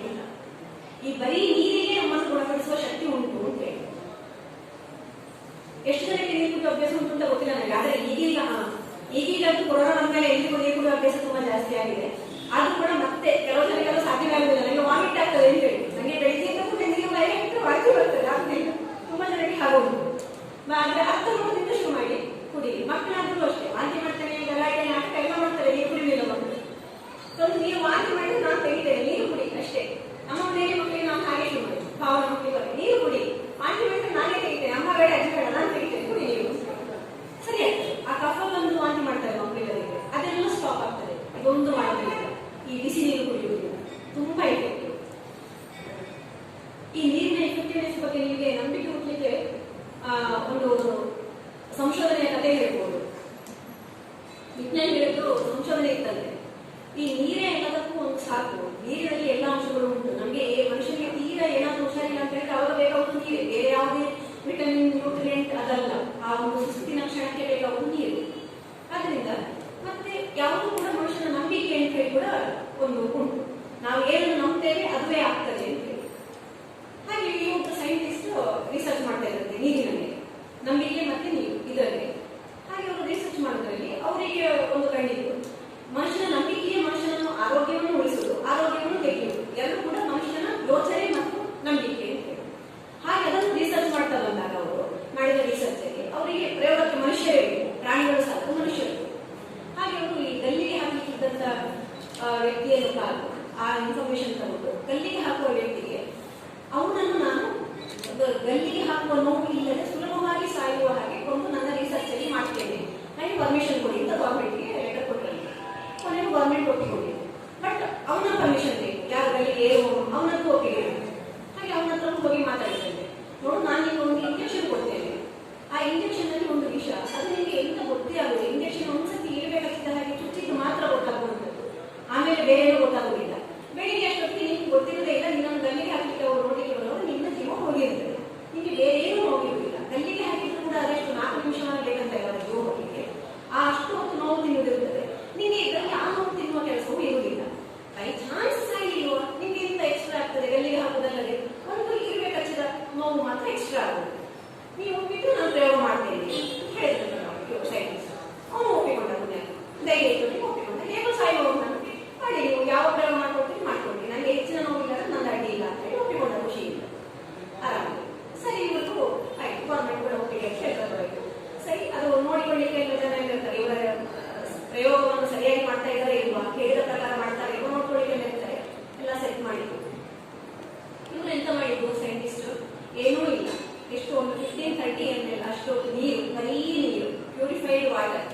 ಪ್ಯೂರಿಫೈಡ್ ವಾಟರ್ ಅನ್ನು ಸಿರಿಂಜಲ್ಲಿ ತುಂಬಿಸಿ ಅವರಿಗೆ ಚುಚ್ಚಿ ಕೊಟ್ಟರು.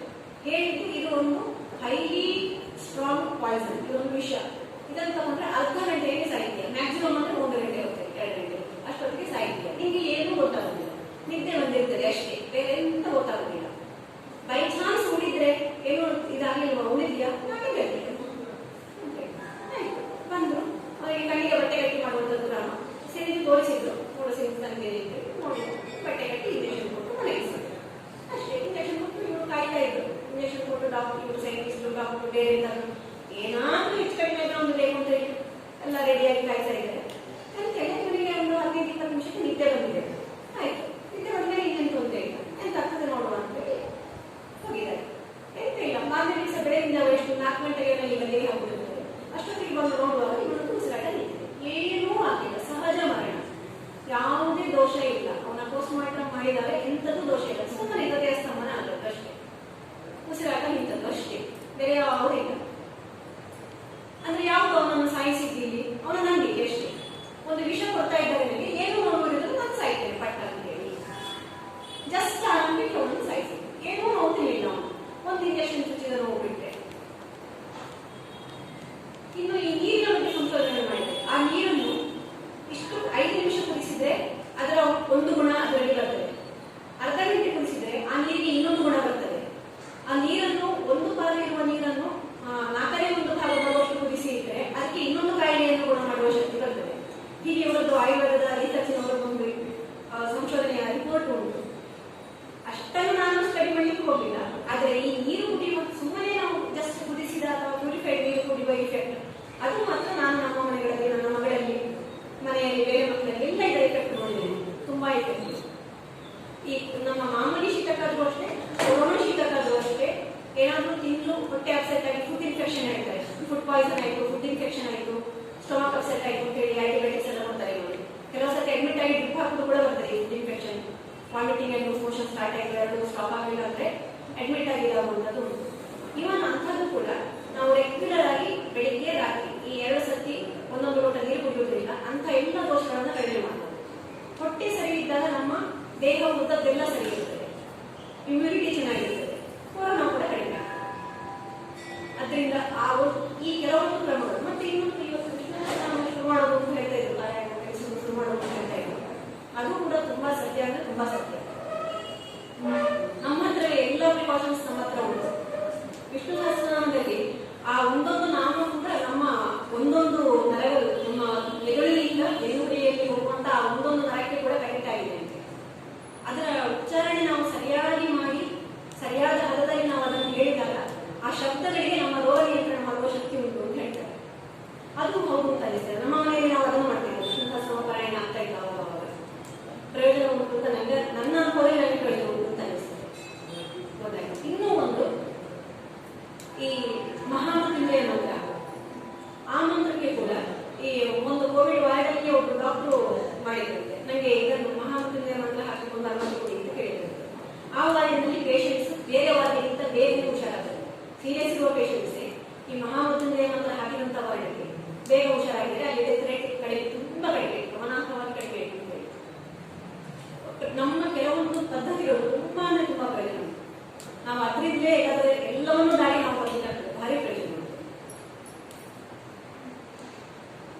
ಇನ್ನೊಂದು ವಿಷಯ, ನಾವು ಈಗ ಕೊರೋನಾಕ್ಕೆ ಪ್ರಿವೆಂಟಿವ್ ಮುದ್ರಾ ಯೋಗ, ನೀವೆಲ್ಲ ಕೇಳಿರ್ಬೋದು. ಮುದ್ರೆಗಳು ಯೋಗ ನಮ್ಮ ಫಿಸಿಕಲಿ ನಾವು ಬೇರೆ ಬೇರೆ ಇದರಲ್ಲಿ ಯೋಗ ಮಾಡುವುದಲ್ಲದೆ, ಬೇರೆ ಬೇರೆ ಪೋಸ್ಟರಲ್ಲಿ ಮಾಡುವುದಲ್ಲದೆ, ಬರೀ ನಮ್ಮ ಕೈ ಬೆರಳುಗಳ ತುದಿಯನ್ನ ನಾವು ಪ್ರೆಸ್ ಮಾಡಿಕೊಂಡು ಅದರಲ್ಲಿ ನಮ್ಮ ಆರೋಗ್ಯವನ್ನು ನಾವು ಕಾಪಾಡಿಕೊಳ್ಳಬಹುದು. ಅದು ಪ್ರೆಸ್ ಮಾಡಲಿಕ್ಕೆ ಬೇರೆ ಇಂಟ್ರೆಸ್ಟ್ ಬೇಡ, ಸೂಜಿ ಬೇಡ, ಅಕ್ಯುಪ್ರೆಷರ್ ಅಥವಾ ಸುಜೋಕು ಅಂತ ಹೇಳ್ತಾರೆ, ಅದರಲ್ಲಾದ್ರೆ ಸೂಜಿ ಬೇಕು, ಮತ್ತೊಂದು ಬೇಕು, ಇನ್ನೊಂದು ಬೇಕು. ಈ ಇದಕ್ಕೆ ಮುದ್ರಾ ಯೋಗಕ್ಕೆ ಎಂತದ್ದು ಬೇಡ, ಬರೀ ನಮ್ಮ ಕೈ ಬೆರಳು ಮಾತ್ರ. ನಮಗೆ ಕೂತ್ಕೊಳ್ಳಿಕ್ಕೆ ಒಂದು 10 ನಿಮಿಷ 15 ನಿಮಿಷ ಟೈಮ್ ಬೇಕು, ಅಷ್ಟೇ ಇರುವುದು. ಫಸ್ಟ್ ನಮಗೆ ಆರೋಗ್ಯಕ್ಕೆ ಬೇಕಾದ್ರೆ ಇಮ್ಯುನಿಟಿಗೆ ಬೇಕಾದ್ರು ನಮ್ಮ ಹೊಟ್ಟೆ ಕ್ಲೀನ್ ಆಗಿರೋದು. ಹೊಟ್ಟೆ ಕ್ಲೀನ್ ಆಗಿರಲಿಕ್ಕೆ ಮಾಡುವ ಮುದ್ರೆ ಹೇಳಿದ್ರೆ ಇದು 2 ಕೈಯಲ್ಲಿ ಹೆಬ್ಬೆರಳು, ಮಧ್ಯದ ಬೆರಳು ಮತ್ತೆ ಈ ಉಂಗುರದ ಬೆರಳು, ಈ 3 ಬೆರಳಿನ ತುದಿಗಳನ್ನು ಲೈಟ್ ಆಗಿ ಪ್ರೆಸ್ ಮಾಡೋದು, ಸ್ವಲ್ಪ ಒತ್ತಿ ಹಿಡ್ಕೊಳ್ಳೋದು. ಟಿವಿ ನೋಡಿ, ಹೆಂಗಸರು ತುಂಬಾ ಜನ ಟಿವಿ ಸೀರಿಯಲ್ ನೋಡ್ತಾರೆ, ಹೆಂಗಸರು ನ್ಯೂಸ್ ನೋಡ್ತಾರೆ, ಸ್ಪೋರ್ಟ್ಸ್ ನೋಡ್ತಾರೆ. ಆ ಟೈಮಲ್ಲಿ ಕೂತ್ಕೊಂಡು 2 ಕೈಯಲ್ಲಿ ಇದನ್ನು ಇಟ್ಕೊಂಡು ನಿಮ್ಮ ತೊಡೆ ಮೇಲೆ ಕೈ ಇಟ್ಕೊಳ್ಳಿ ಅಷ್ಟೇ. ಕೂತದ್ದು ನೆಟ್ಟಗಿರ್ಬೇಕು, ತಲೆ ಹೀಗೆ ಬಗ್ಗಿಸಿರ್ಬಾರ್ದು, ನೆಟ್ಟಗಿರ್ಬೇಕು. ಅಂದ್ರೆ ನಮ್ಮ ಸಹಸ್ರಾರ ಮತ್ತೆ ಮೂಲಾಧಾರ ನೇರವಾಗಿರ್ಬೇಕು, ಎನರ್ಜಿ ಫ್ಲೋ ಅಷ್ಟೇ ಇರೋದು. ಇದನ್ನು ಹೀಗಿಟ್ಕೊಂಡು ತೊಡೆಯಲ್ಲಿ ಇಟ್ಕೊಳ್ಳುವಂಥದ್ದು ಅಷ್ಟೇ. 10 ನಿಮಿಷ ನ್ಯೂಸ್ ನೋಡುವಾಗ ಅಥವಾ ಧಾರಾವಾಹಿ ನೋಡುವಾಗ ರಿಮೋಟ್ ಕೈಗೆ ಇರಬಾರ್ದು, ಅದರ ಬಗ್ಗೆ ಇರಬೇಕು. ನಮ್ಮ ಹೊಟ್ಟೆಯನ್ನು ತುಂಬಾ ಚೆನ್ನಾಗಿ ಕ್ಲೀನ್ ಮಾಡ್ತದೆ. ಆ ಹೊಟ್ಟೆ ಒಂದು ಕ್ಲೀನ್ ಆಯ್ತು ಅಂತ ಹೇಳಿದ್ರೆ ಉಳಿದ ಆರೋಗ್ಯ ಅದರ ಪಾಡಿಗೆ ಸೆಟ್ ಆಗ್ತಾ ಹೋಗ್ತದೆ. ತುಂಬಾ ಎಫೆಕ್ಟಿವ್. ಈಗ ಮೂಲವ್ಯಾಧಿ ಇರುವವರಿಗೆ ಅಲ್ಲ, ಕಾನ್ಸ್ಟಿಪೇಷನ್, ಈ ಸ್ಟಾರ್ಟಿಂಗ್ ಮಲಬದ್ಧತೆ ಇರುವಂತದ್ದು, ಅಥವಾ ಹೊಟ್ಟೆ ನೋವು, ಮಕ್ಕಳಿಗೆ ಹೊಟ್ಟೆ ನೋವು ಬರುವಂತದ್ದು, ಅಥವಾ ಅಜೀರ್ಣ ಆಗುವುದು ಅಂತ ಹೇಳಿ ಏನೋ ಒಂದು ಸ್ವಲ್ಪ ಹೊಟ್ಟೆ ನೋವು, ಅಲ್ಲ ಹೊಟ್ಟೆ ಏನೋ ಹುಡುಗರು ಹೇಳ್ತಾ ಉಂಟು, ಅಲ್ಲ ಹೊಟ್ಟೆ ಉಬ್ಬರ ಬಂದಿದೆ, ಇಂಥದ್ದು ಎಲ್ಲ ಇದರಲ್ಲಿ ಹೋಗ್ತದೆ. ಇನ್ನೊಂದು, ಈ ರೀತಿಯ ಹೊಟ್ಟೆಯ ಸಮಸ್ಯೆಗಳು ಬರಲೇ ಇದ್ದಾಗ ಶೀತ ಬರುವಂತ ಇರುವುದೇ ಇಲ್ಲ. ಶೀತ ಬರಲೇ ಇಲ್ಲ ಅಂತ ಹೇಳಿದ್ರೆ ನಮಗೆ ಕೊರೋನಾ ಹೆದರಿಕೆ ಇರುವುದೇ ಇಲ್ಲ. ತುಂಬಾ ಎಫೆಕ್ಟಿವ್. ಇನ್ನೂ ಒಂದು ಇದು ಯಾಕೆ ಉಪಯೋಗ ಆಗ್ತದೆ ಅಂತ ಹೇಳಿದ್ರೆ ಶುಗರ್ ಪೇಷಂಟ್ಸ್ಗಳಿಗೆ. ಇದನ್ನು ಶುಗರ್ ಸ್ಟಾರ್ಟ್ ಆದ ಕೂಡಲೇ ಅವರು ಗೊತ್ತಾಗಿ ಈ ಮುದ್ರೆಯನ್ನು ದಿನ 15-20 ನಿಮಿಷ ಮಾಡಿದ್ರೆ ಆ ಮೆಡಿಸಿನ್ ಡೋಸೇಜ್ ಹೆಚ್ಚಾಗುವುದನ್ನು ತಡೆಯಲಿಕ್ಕಾಗ್ತದೆ. ಈಗ ಫ್ಯಾಮಿಲಿ ಹಿಸ್ಟ್ರಿ, ಮನೆಯಲ್ಲಿ ಅಜ್ಜ ಅಜ್ಜಿಯಿಂದ ಅಥವಾ ಅಪ್ಪ ಅಮ್ಮನಿಂದಲೇ ಶುಗರ್ ಬಂದಿದೆ ಅಂತ ಹೇಳಿದ್ರೆ ಅಪ್ಪ ಅಮ್ಮ ಅವರು ಈ ಮುದ್ರೆ ಮಾಡೋದಾದ್ರೆ ಅವರ ಮಕ್ಕಳಿಗೆ ಈ ಮುದ್ರೆಯನ್ನು ಡೈಲಿ ಒಂದು 5-10 ನಿಮಿಷ ಮಾಡಲಿಕ್ಕೆ ಸಾಧ್ಯ ಆದರೆ ಆ ಹೆರಿಡಿಟರಿ ವಂಶಪಾರಂಪರ್ಯ ಬರುವಂತ ಶುಗರ್ ಅನ್ನು ತಡೆಯಲಿಕ್ಕಾಗ್ತದೆ, ಬರುವುದಿಲ್ಲ. ತುಂಬಾ ಹೇಳಿದ್ರು ಕೂಡ ನನ್ನ ಎಕ್ಸ್ಪೀರಿಯನ್ಸ್ ಅಲ್ಲಿ ಪೇಷಂಟ್ಗಳಿಗೆ ಹೆಲ್ಪ್ ಆಗಿದೆ. ಅವರ ಶುಗರ್ ಮತ್ತೆ ರೈಸ್ ಆಗಲಿಲ್ಲ. ಒಂದ್ಸತಿ ಹೈ ಬಂದ್ರೆ ಮತ್ತೆ ಪೂರ್ತಿ ವಾಸಿ ಮಾಡ್ಲಿಕ್ಕೆ ಆಗೋದಿಲ್ಲ, ಆದ್ರೆ ಅದು ಡೋಸೇಜ್ ಹೆಚ್ಚಾಗುವುದನ್ನು ಉಳಿಸ್ತದೆ ನಮಗೆ. ಇನ್ನೊಂದು ಸೈಡ್ ಎಫೆಕ್ಟ್ಸ್ ಏನು ಇರುವುದಿಲ್ಲ. ತುಂಬಾ ಪವರ್ಫುಲ್. ನೆನ್ಪಿಟ್ಟುಕೊಂಡು ಮಾಡಿದ್ರೆ ತುಂಬಾ ಪವರ್ಫುಲ್. ನಮ್ಮ ಆರೋಗ್ಯಗಳು ನಮ್ಮ ಕೈಯಲ್ಲಿ, ಒಂದು ನಮ್ಮ ನೀರು, ಇನ್ನೊಂದು ನಮ್ಮ ಬೆಳವಣಿಗೆ. ಇಷ್ಟರಲ್ಲಿ ನಾವು ಮಾಡ್ಕೊಳ್ಳಿಕ್ಕೆ ಆಗ್ತದೆ.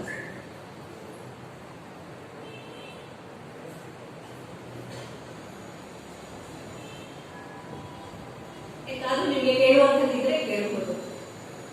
ನಾನು ಹೇಳ್ತಕ್ಕಂಥ ಮುಖ್ಯ ವಿಷಯ ಆಹಾರದಲ್ಲಿ ಹೇಗೆ, ಅದೇ ತಂಬುಳಿಗಳು, ಕಷಾಯಗಳು, ಇನ್ನೊಂದು ಈ ಮುದ್ರೆ.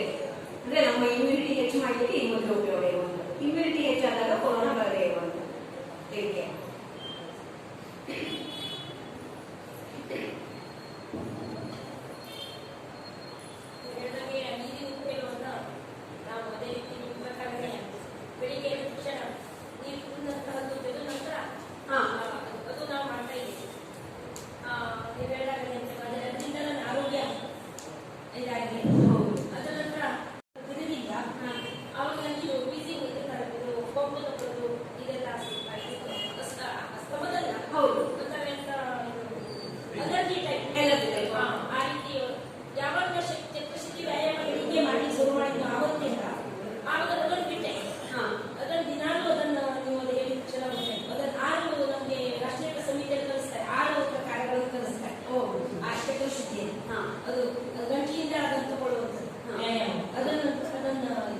ಅಂದ್ರೆ ಇದು ಒಂದು ನೀವು ಹೇಳಿದ ಪ್ರಕಾರ ಪ್ರತಿಯೊಂದು ನಮ್ಮ ಕೈಯಲ್ಲೇ ಇದೆ. ಈ ವ್ಯಾಯಾಮ ಅಥವಾ ಈ ಒಂದು ಪ್ರಾಣಾಯಾಮ ಮೂಗಿಂದ ನಾಲ್ಕನೇ ಪ್ರಾಣಾಯಾಮ, ಅದರ ನಂತರ ಸುದರ್ಶನ ಅದು ಮಾಡೋದ್ರಿಂದ ಇಷ್ಟು ನಾವು ದೊಡ್ಡ ಕಸರತ್ತು ಕೊಡ್ತೇವೆ. ನಾವೆಲ್ಲ ಇದರಿಂದ ನೀವೆಲ್ಲ ಮಟ್ಟಿಗೆಲ್ಲ ನಮ್ದು ಡಿಸ್ಟೆನ್ಸ್ ಮೇಂಟೈನ್ ಮಾಡೋದು, ಮಾಸ್ಕ್ ಇದೆಲ್ಲ ಮಾಡ್ಕೊಂಡ್ರೆ ನಮ್ಮ ಆರೋಗ್ಯದಿಂದ ನಾವು ಕಾಪಾಡ್ಕೊಳ್ಬಹುದು ಅನ್ನೋದ್ರಿಂದ ನನ್ನ ಒಂದು ಹೌದಾ ಈ ಒಂದು ವಿಷಯ. ಈಗ ನನಗೆ ನಾನು ಮಾಡ್ತಾ ಇದ್ದೇನೆ. ಧನ್ಯವಾದಗಳು. ಹೊಟ್ಟೆ ಖಾಲಿ ಇರಬೇಕು, ಬೆಳಗಿನ ಜಾವ ಆಗಬೇಕು, ಗಲಾಟೆ ಇರಬಾರ್ದು. ಹಾಗೆಲ್ಲ ಅಯ್ಯೋ ಎಲ್ಲರೂ ಆಗ್ತಿದ್ದು ಕೆಲಸ ಟೆನ್ಷನ್ ಇವಾಗ ನನಗೆ ಯೋಗ ಮಾಡಿಕೊಂಡು ಕೂತ್ಕೊಳ್ಳಿಕ್ಕೆ ಆಗೋದಿಲ್ಲಪ್ಪ, ಪ್ರಾಣಾಯಾಮ ಮಾಡಿಕೊಂಡು ಕೂತ್ಕೊಳ್ಳಿಕ್ಕೆ ಆಗೋದಿಲ್ಲಪ್ಪ ಅಂತ.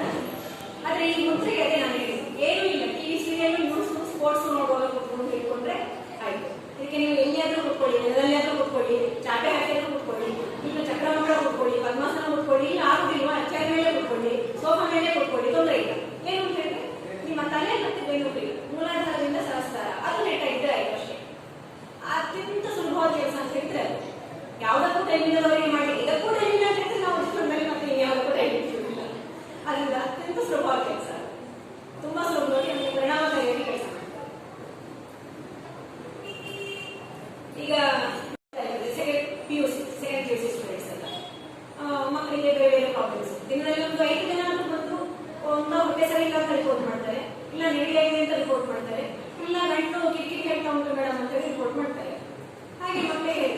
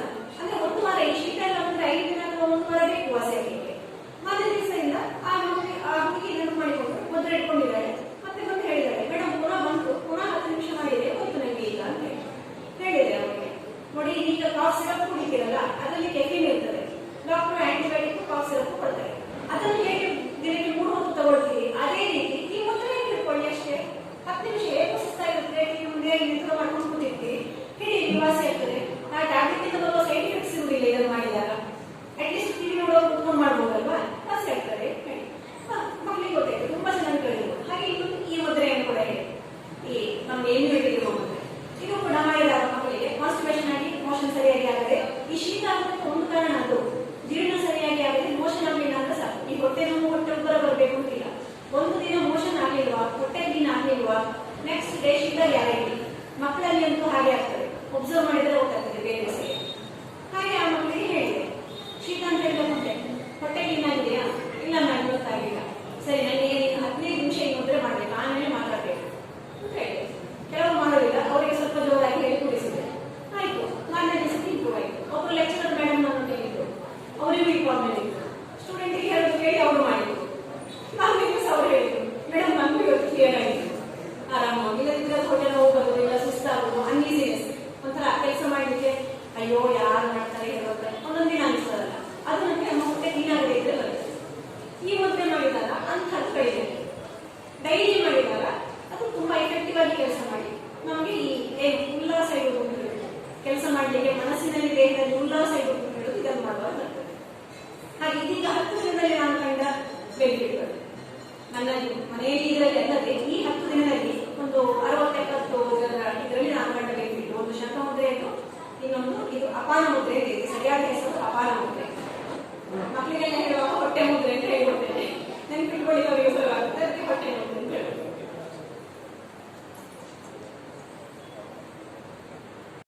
ಅಥವಾ ಅಯ್ಯೋ ಇವರು ಈಗ ಅಂತ ಅಂದುಕೊಳ್ಳುವಂಥದ್ದು ಖಂಡಿತ ಇಲ್ಲಿ ಯಾರು ಮಾಡೋದಿಲ್ಲ ಅಂತ ಅಂದ್ಕೊಳ್ತೇನೆ, ಅದರಿಂದ ಹೇಳ್ಬೋದು.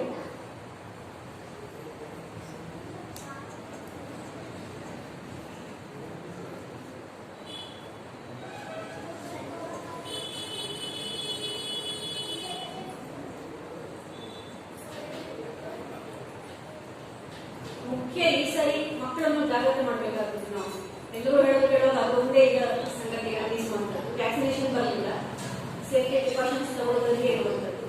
10ನೇ ಕ್ಲಾಸ್ ಸೆಕೆಂಡ್ PUC ಮಕ್ಕಳನ್ನು ಕಳಿಸೋದೇ ಗೊತ್ತಿಲ್ಲ, ಕಳಿಸದಿದ್ರೆ 1 ವರ್ಷ ವೇಸ್ಟ್ ಆಗ್ತದೆ. ಆಲ್ರೆಡಿ ಈಗ ಡಿಗ್ರಿ ಮಕ್ಕಳನ್ನು ನೋಡೋದು ಗೊತ್ತಾಗ್ತಾ ಉಂಟು, ಯಾಕಂದ್ರೆ ನಮ್ಮ ಮನೆಯಲ್ಲಿ ಡಿಗ್ರಿ ಫೈನಲ್ ಇಯರ್ ಹುಡುಗಿದ್ದಾರೆ, ಅವರದ್ದು ಈಗ 6 ತಿಂಗಳಂತೂ ಮುಂದೆ ಹೋಯ್ತು. ಬಹುಶಃ 1 ವರ್ಷವೇ ಅವರದ್ದು ಈಗ ವೇಸ್ಟ್ ಆಗ್ತದೆ. ಬಹುಶಃ ಅವರು ಜಾಬಿಗೆ ಸೇರಬೇಕಾದ್ರೆ 1 ವರ್ಷವೇ ಅವರಿಗೆ ನಷ್ಟ ಆಗ್ತದೆ. ಸ್ಕೂಲ್ ಸ್ಟಾರ್ಟ್ ಮಾಡ್ತಾರೆ ಅಂತ ಹೇಳ್ತಾರಲ್ಲ, ಅದು ಕರೆಕ್ಟಾ? ಮಕ್ಕಳಿಗೆ ಸ್ಕೂಲ್ ಕಳಿಸ್ಬೋದಾ ಸಣ್ಣ ಮಕ್ಕಳಿಗೆ? ಅದೇ ನಾನು ಹೇಳೋದು, ನಮ್ಮ ಆರೋಗ್ಯ ನಮ್ಮ ಕೈಯಲ್ಲಿ ಅಂತ ಹೇಳಿ.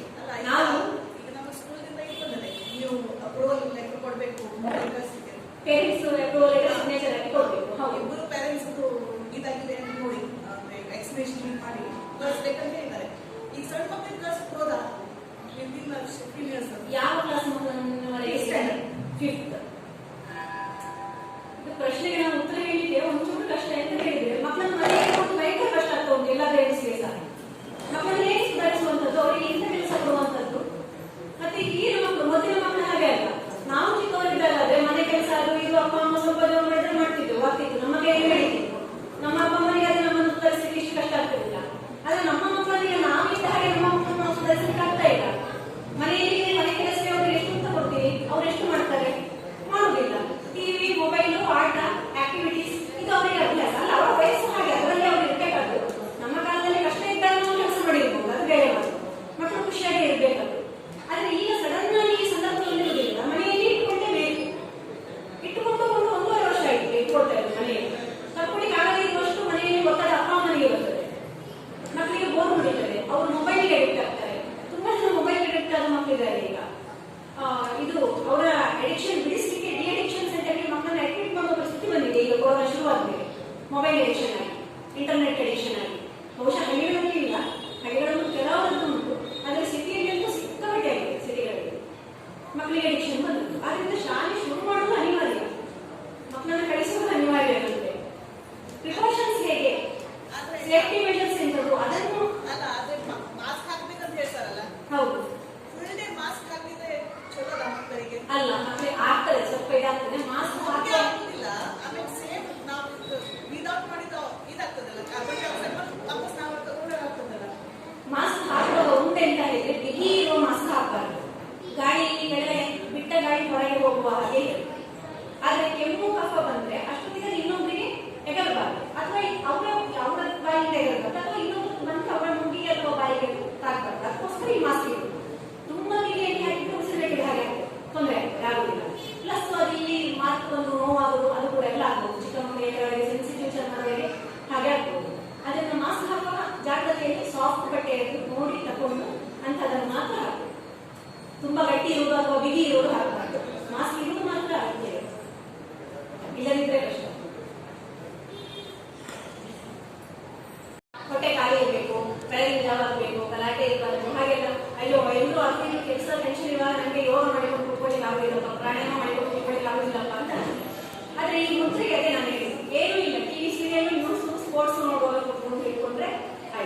ಇದಕ್ಕೆ ನೀವು ಎಲ್ಲಿಯಾದ್ರೂ ಕೂತ್ಕೊಳ್ಳಿ, ನೆಲದಲ್ಲಿಯಾದ್ರೂ ಕೂತ್ಕೊಳ್ಳಿ, ಚಾಪೆ ಹಾಕಿಯಾದ್ರೂ ಕೂತ್ಕೊಳ್ಳಿ, ಈಗ ಚಕ್ರಮಂಗಳ ಕೂತ್ಕೊಳ್ಳಿ, ಪದ್ಮಾಸನ ಕೂತ್ಕೊಳ್ಳಿ, ಇಲ್ಲ ಆಗುದಿಲ್ವಾ ಚೇರ್ ಮೇಲೆ ಕೂತ್ಕೊಳ್ಳಿ, ಸೋಫಾ ಮೇಲೆ ಕೂತ್ಕೊಳ್ಳಿ, ತೊಂದರೆ ಇಲ್ಲ. ಏನು ಅಂತ ಹೇಳಿದ್ರೆ ನಿಮ್ಮ ತಲೆ ಮತ್ತು ಬೆನ್ನುಹುರಿ ಮೂಲಾಧಾರದಿಂದ ಸಹಸ್ರಾರ ಅದು ನೆಟ್ಟ ಇದ್ರೆ ಆಯ್ತು ಅಷ್ಟೇ. ಅತ್ಯಂತ ಸುಲಭವಾದ ಕೆಲಸ ಅಂತ ಹೇಳಿದ್ರೆ ಅದು ಯಾವುದಕ್ಕೂ ಟೈಮ್ ಇಲ್ಲದವರಿಗೆ ಮಾಡಿ, ಇದಕ್ಕೂ ಟೈಮ್ ಇಲ್ಲ ಅಂತ ಹೇಳಿದ್ರೆ ನಾವು ಇಷ್ಟೊಂದು ಮೇಲೆ ಮತ್ತೆ ಇನ್ಯಾವುದಕ್ಕೂ ಟೈಮ್ ಇಟ್ಟಿರುವುದಿಲ್ಲ. ಅದರಿಂದ ಅತ್ಯಂತ ಸುಲಭವಾದ ಕೆಲಸ, ತುಂಬಾ ಸುಲಭವಾಗಿ ನಮಗೆ ಪರಿಣಾಮಕಾರಿಯಾಗಿ ಕೆಲಸ ಮಾಡ್ತಾರೆ.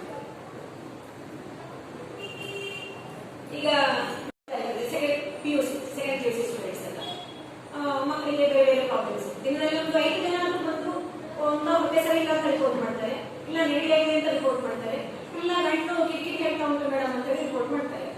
ಹಾಗೆ ಮತ್ತೆ ಗಂಟು ಕಿಟಕಿಗೆ ಒಂದು ಅವರು ಶಂಖ ಮುದ್ರೆ ಅಂತ ಹೇಳ್ತೇವೆ. ನಮ್ಮ ಕೈಯಲ್ಲಿ ಶಂಖದ ಆಕಾರವನ್ನು ಇರ್ಬೋದು, ಅದು ಪ್ರತ್ಯೇಕವಾಗಿ ಕೆಲಸಕ್ಕೆ ಮಾತ್ರ ಮಾಡಿರೋದಕ್ಕೆ ಸ್ವಲ್ಪ ಕಷ್ಟ ಉಂಟು. ಹಾಗೆ ಆ ಗಂಟು ಕಿಟಕಿಯ ಮಕ್ಕಳಿಗೆ ಆ ಶಂಖ ಮುದ್ರೆ ಇದೆ. ಅಂದ್ರೆ ನಾನು ನನ್ನ ಬಳಿಗೆ, ನನ್ನ ತಮ್ಮನ ಮಕ್ಕಳಿಗೆ, ಮೈದನ ಮಕ್ಕಳಿಗೆ ಎಲ್ಲ ಶಂಖ ಮುದ್ರೆ ಮಾಡಿಸಿ ಅದರ ಪ್ರಯೋಜನ ತುಂಬಾ ಚೆನ್ನಾಗಿ ಗೊತ್ತು. ಹಾಗೆ ಇವತ್ತು ಮಾಡ್ಲಿಕ್ಕೆ ಹೇಳಿದೆ. ಕೊನೆಗೆ ಮಾಡಿದ್ರು ಮಕ್ಕಳು. ಅಮ್ಮ ಹೇಳಿದ್ರೆ ಮಾಡ್ತಿದ್ರೋ ಇಲ್ವಾ, ಫಸ್ಟಲ್ಲಿ ಹೇಳುವಾಗ ಮತ್ತೆ ಬೇರೆ ದಾರಿ ಇಲ್ಲಲ್ಲ ಅಂತ ಮಾಡಿದ್ಮೇಲೆ ರಾತ್ರಿ 10 ಗಂಟೆಗೆ 10:30 ಕೇಳುವಾಗ ಈ ಕಡಿಮೆ ಹೋಯ್ತು ಅಂತ ಹೇಳಿ ಮಾರನೇ ದಿವಸ ಮತ್ತೆ ಶುಭವಾದ ಪುನಃ ಬರಬೇಕು. ಮಾರನೇ ದಿವಸ ಅಂದ್ರೆ ಒಂದು ವಾರ, ಈ ಶೀತ ಎಲ್ಲ ಅಂದ್ರೆ 5 ದಿನ ಅಥವಾ 1 ವಾರ ಬೇಕು ವಾಸಿಯಾಗಲಿಕ್ಕೆ. ಮಾರನೇ ದಿವಸದಿಂದ ಆ ಹುಡುಗಿ ನೆನಪು ಮಾಡಿಕೊಂಡು ಮುದ್ರೆ ಇಟ್ಕೊಂಡಿದ್ದಾಳೆ. ಮತ್ತೆ ಬಂದು ಹೇಳಿದಾಳೆ, ಮೇಡಮ್ ಪುನಃ ಬಂತು, ಪುನಃ 10 ನಿಮಿಷ ಮಾಡಿದೆ, ಹೋಯ್ತು ನನಗೆ ಈಗ ಅಂತ ಹೇಳಿದೆ ಅವರಿಗೆ. ನೋಡಿ ಈಗ ಕಾಫ್ ಸಿರಪ್ ಕುಡಿತೀರಲ್ಲ, ಅದರಲ್ಲಿ ಕೆಫೀನ್ ಇರ್ತದೆ. ಡಾಕ್ಟರ್ ಆಂಟಿಬಯೋಟಿಕ್ ಕಾಫ್ ಸಿರಪ್ ಕೊಡ್ತಾರೆ. ಅದನ್ನು ಹೇಗೆ ದಿನಕ್ಕೆ 3 ಹೊತ್ತು ತಗೊಳ್ತೀರಿ, ಅದೇ ರೀತಿ ಈ ಮುದ್ರೆ ಹಿಡ್ಕೊಳ್ಳಿ ಅಷ್ಟೇ.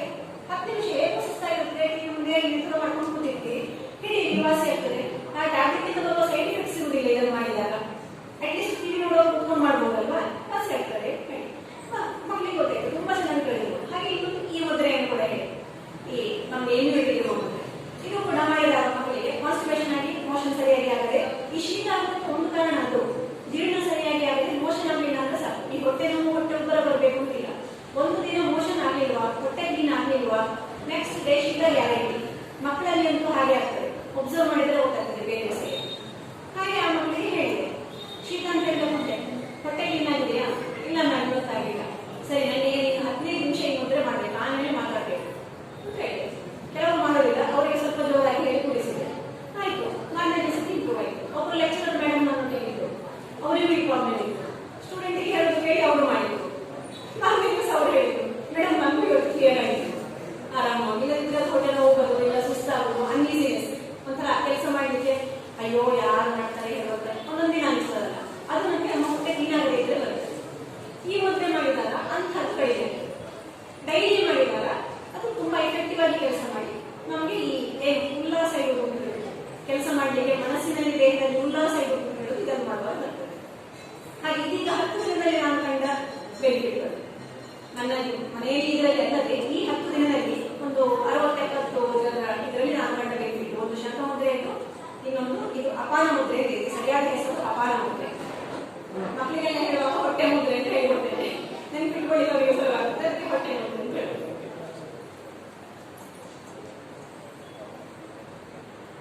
ಅಥವಾ ಅಯ್ಯೋ ಇವರು ಈಗ ಅಂತ ಅಂದುಕೊಳ್ಳುವಂಥದ್ದು ಖಂಡಿತ ಇಲ್ಲಿ ಯಾರು ಮಾಡೋದಿಲ್ಲ ಅಂತ ಅಂದ್ಕೊಳ್ತೇನೆ. ಅದರಿಂದ ಹೇಳ್ಬೋದು.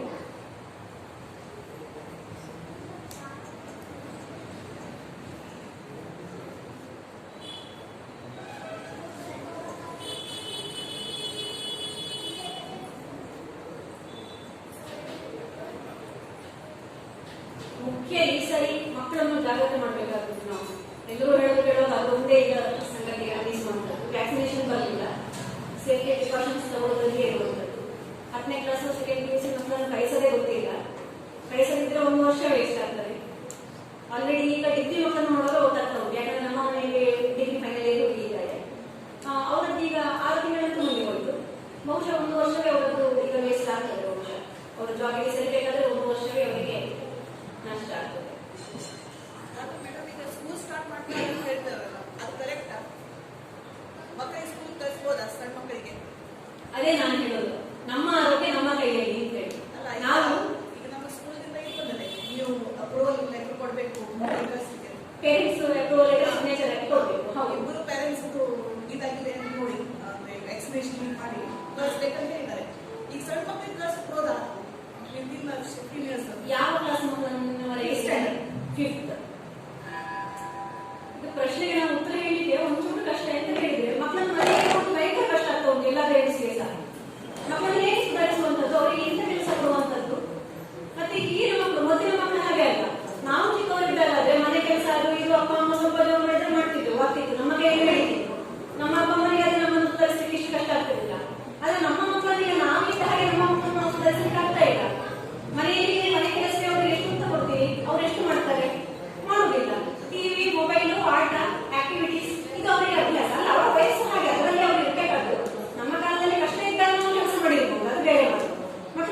ಇರಬೇಕದು. ಆದ್ರೆ ಈಗ ಸಡನ್ ಆಗಿ ಈ ಸಂದರ್ಭದಲ್ಲಿ ಇರುವುದಿಲ್ಲ, ಮನೆಯಲ್ಲಿ ಇಟ್ಕೊಂಡೇ ಬೇಕು. ಇಟ್ಟುಕೊಂಡು 1.5 ವರ್ಷ ಆಯ್ತು ಇಟ್ಕೊಳ್ತಾ ಇದ್ರು ಮನೆಯಲ್ಲಿ. ತಕ್ಕೊಳಿಗೆ ಆಗದೇ ಇರುವಷ್ಟು ಮನೆಯಲ್ಲಿ ಒತ್ತಡ ಅಪ್ಪ ಅಮ್ಮನಿಗೆ ಬರ್ತದೆ, ಮಕ್ಕಳಿಗೆ ಬೋರ್ ಹೊಡಿತದೆ, ಅವರು ಮೊಬೈಲ್ಗೆ ಅಡಿಕ್ಟ್ ಆಗ್ತಾರೆ. ತುಂಬಾ ಜನ ಮೊಬೈಲ್ ಅಡಿಕ್ಟ್ ಆದ ಮಕ್ಕಳಿದ್ದಾರೆ ಈಗ. ಇದು ಅವರ ಅಡಿಕ್ಷನ್ ಬಿಡಿಸಲಿಕ್ಕೆ ಡಿ ಅಡಿಕ್ಷನ್ ಸೆಂಟರ್ಗೆ ಮಕ್ಕಳನ್ನ ಅಡ್ಮಿಟ್ ಮಾಡುವ ಪರಿಸ್ಥಿತಿ ಬಂದಿದೆ ಈಗ ಕೊರೋನಾ ಶುರುವಾದ್ಮೇಲೆ. ಮೊಬೈಲ್ ಅಡಿಕ್ಷನ್ ಆಗಿ, ಇಂಟರ್ನೆಟ್ ಅಡಿಕ್ಷನ್ ಆಗಿ. ಬಹುಶಃ ಹಳ್ಳಿಗಳಲ್ಲಿ ಇಲ್ಲ, ಹಳ್ಳಿಗಳಲ್ಲೂ ಕೆಲವರದ್ದು ಉಂಟು, ಆದರೆ ಸಿಟಿಯಲ್ಲಿ ಅಂತೂ ಸಿಕ್ಕಾಪಟ್ಟೆ ಆಗಿದೆ. ಸಿಟಿಗಳಲ್ಲಿ ಮಕ್ಕಳಿಗೆ ಅಡಿಕ್ಷನ್ ಬಂದಿತ್ತು. ಆದ್ರಿಂದ ಶಾಲೆ ಶುರು ಮಾಡುವುದು ಅನಿವಾರ್ಯ, ಮಕ್ಕಳನ್ನ ಕಳಿಸುವುದು ಅನಿವಾರ್ಯ ಆಗುತ್ತೆ. ಪ್ರಿಕಾಷನ್ಸ್ ಹೇಗೆ, ಸೇಫ್ಟಿ ಮೆಷರ್ಸ್ ಎಂತದ್ದು ಅದನ್ನು ಅಲ್ಲ, ಆದ್ರೆ ಮಾಸ್ಕ್ ಹಾಕ್ಬೇಕಂತ ಹೇಳ್ತಾರಲ್ಲ, ಹೌದು ಫುಲ್ ಡೇ ಮಾಸ್ಕ್ ಹಾಕಿದ್ರೆ ಚಲೋದ ಮಕ್ಕಳಿಗೆ? ಅಲ್ಲ, ಮಕ್ಕಳಿಗೆ ಆಗ್ತದೆ, ಸ್ವಲ್ಪ ಇದಾಗ್ತದೆ ಮಾಸ್ಕ್ ಹಾಕಿ ಹಾಕೋ. ಆಗುದಿಲ್ಲ. ಆಮೇಲೆ ಸೇಮ್ ನಾವು ವಿದೌಟ್ ಮಾಡಿದ ಇದಾಗ್ತದಲ್ಲ, ಬಟ್ ವಾಪಸ್ ನಾವು ತಗೊಂಡ್ರೆ ಆಗ್ತದಲ್ಲ. ಮಾಸ್ಕ್ ಹಾಕುವಾಗ ಉಂಟೆಂತ ಹೇಳಿದ್ರೆ ಬಿಗಿ ಇರೋ ಮಾಸ್ಕ್ ಹಾಕಬಾರ್ದು. ಗಾಳಿ ಕೆಳಗೆ ಬಿಟ್ಟ ಗಾಳಿ ಹೊರಗೆ ಹೋಗುವ ಹಾಗೆ. ಆದ್ರೆ ಕೆಮ್ಮು ಕಫ ಬಂದ್ರೆ ಅಷ್ಟೊತ್ತಿಗೆ ಇನ್ನೊಬ್ಬರಿಗೆ ಎಗರಬಾರ್ದು, ಅಥವಾ ಅವರ ಬಾಯಿಗೆ ಎಗರಬಾರ್ದು, ಅಥವಾ ಇನ್ನೊಂದು ಬಂದು ಅವರ ಮುಗಿಗೆ ಅಥವಾ ಬಾಯಿಗೆ ತಾಕಬಾರ್ದು. ಅದಕ್ಕೋಸ್ಕರ ಈ ಮಾಸ್ಕ್ ಇರುವುದು. ತುಂಬಾ ಬಿಗಿಯಾಗಿ ಹಾಕಿದ್ರೆ ಉಸಿರಾಟಕ್ಕೆ ಹಾಗೆ ತೊಂದರೆ ಆಗ್ತದೆ, ಆಗುದಿಲ್ಲ. ಪ್ಲಸ್ ಅಲ್ಲಿ ಮಾಸ್ಕ್ ಒಂದು ನೋವಾಗುದು ಅದು ಕೂಡ ಎಲ್ಲ ಆಗ್ಬೋದು. ಚಿಕ್ಕ ಮಕ್ಕಳಿಗೆ ಸೆನ್ಸಿಟಿವ್ ಮಾಡೋರಿಗೆ ಹಾಗೆ ಆಗ್ಬೋದು. ಅದನ್ನ ಮಾಸ್ಕ್ ಹಾಕುವ ಜಾಗ್ರತೆಯಲ್ಲಿ ಸಾಫ್ಟ್ ಬಟ್ಟೆಯನ್ನು ನೋಡಿ ತಕೊಂಡು ಅಂತದನ್ನು ಮಾತ್ರ ಹಾಕಬೇಕು.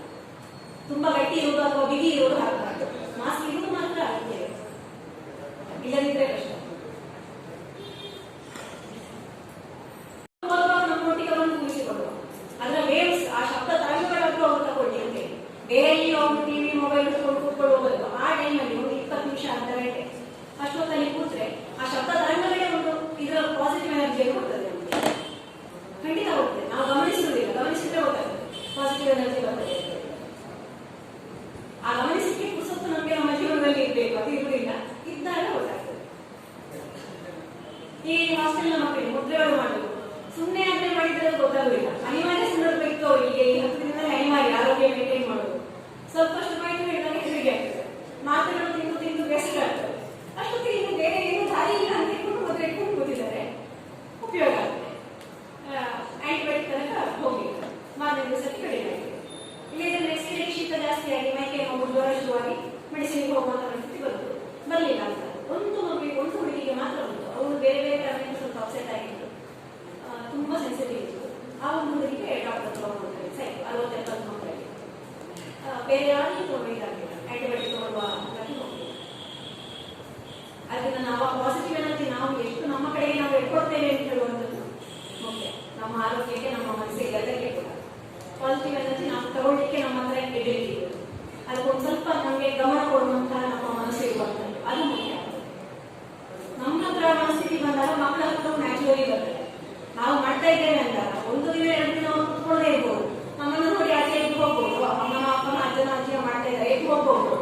ಬಟ್ 4-5 ದಿನ ಆದ್ಮೇಲೆ ಅವ ಎಂತದೋ ಉಂಟು ಇದರಲ್ಲಿ ನ್ಯಾಚುರಲಿ ಅವ್ರಿಗೆ ನೋಡ್ಬೇಕು ನನಗೆ ಸಿಚುವೇಶನ್ ಬರ್ತಾರೆ, ಖಂಡಿತ ಬರ್ತಾರೆ, ಶುರುವಾಗ್ತದೆ. ಅದನ್ನು ಮಾಡಿ ನೋಡಿ ಮೊದಲು ನಮ್ಗೆ ತಾಳ್ಮೆ ಬೇಕು, ಪುಸ್ತಕ ಬೇಕು, ಯಾಕಂದ್ರೆ ಅದು ಎಲ್ಲ ಸಿಗುದಿಲ್ಲ.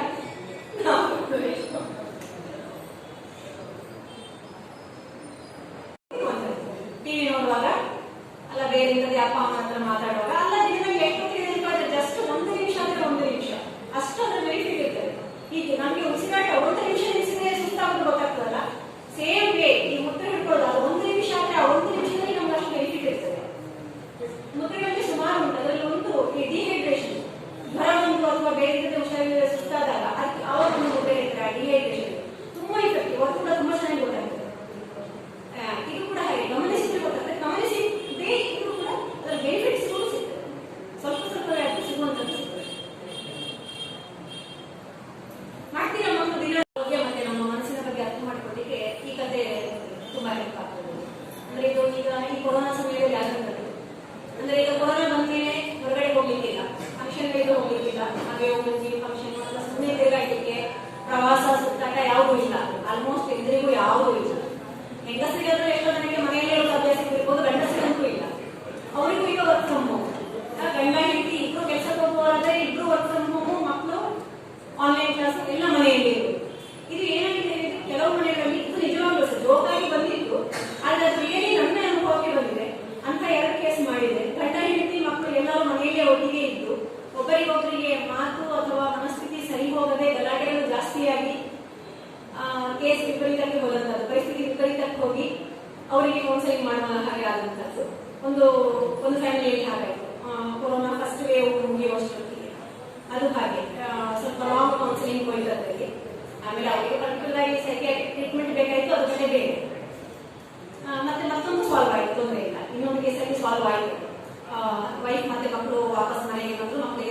ಆಗ್ತದೆ ಅಂತ ಇತ್ತು. ಮಗಳು 10th ಅಲ್ಲಿ ಇತ್ತು ಅವಳ ಮಗಳು. ಸೊ ಅವರು ವೈಫ್ ಮತ್ತೆ ತಾಯಿ ಮನೆಯಿಂದ ಇಲ್ಲಿಗೆ ಮನೆಗೆ ಬಂದು ಹಾಗೆ ಅದೆರಡು ಸ್ವಲ್ಪ ಇತ್ತು. ಬಟ್ ಇನ್ ಜನರಲ್ ಆರೋಗ್ಯದಲ್ಲಿ ಆದಂತದ್ದು ಅಂದ್ರೆ ಈ ಮನೆಯೊಳಗೆ ಕೂತು ಸ್ಟ್ರೆಸ್ ಆಗುವಂಥದ್ದು ತೀರಾ ವಯಸ್ಸಾದವರಿಗೆ ಹೇಗಾಯಿತು ಅಂತ ಹೇಳಿದ್ರೆ, ಒಬ್ಬರು ವಯಸ್ಸಾದವರು ಸುಮಾರು 74-75 ವರ್ಷದ ಗಂಡಸರು ಮನೆಯಲ್ಲೇ ಇದ್ದವರು, ಬೆಂಗಳೂರು ಪೇಟೆಯಲ್ಲಿ ಮನೆಯೊಳಗೆ ಇರುವಂಥದ್ದು. ಅವರ ಹೆಂಡತಿಗೆ ಸ್ವಲ್ಪ ಆರೋಗ್ಯದ ಸಮಸ್ಯೆ ಇರೋದ್ರಿಂದ ಹೆಂಡತಿ ಅನಿವಾರ್ಯವಾಗಿ ಊರಿನಲ್ಲಿ ಅವರ ತಂಗಿಯ ಮನೆಗೆ ಹೋಗ್ಕೊಂಡು ಟ್ರೀಟ್ಮೆಂಟ್ ಪರ್ಪಸ್ ಅಲ್ಲಿ.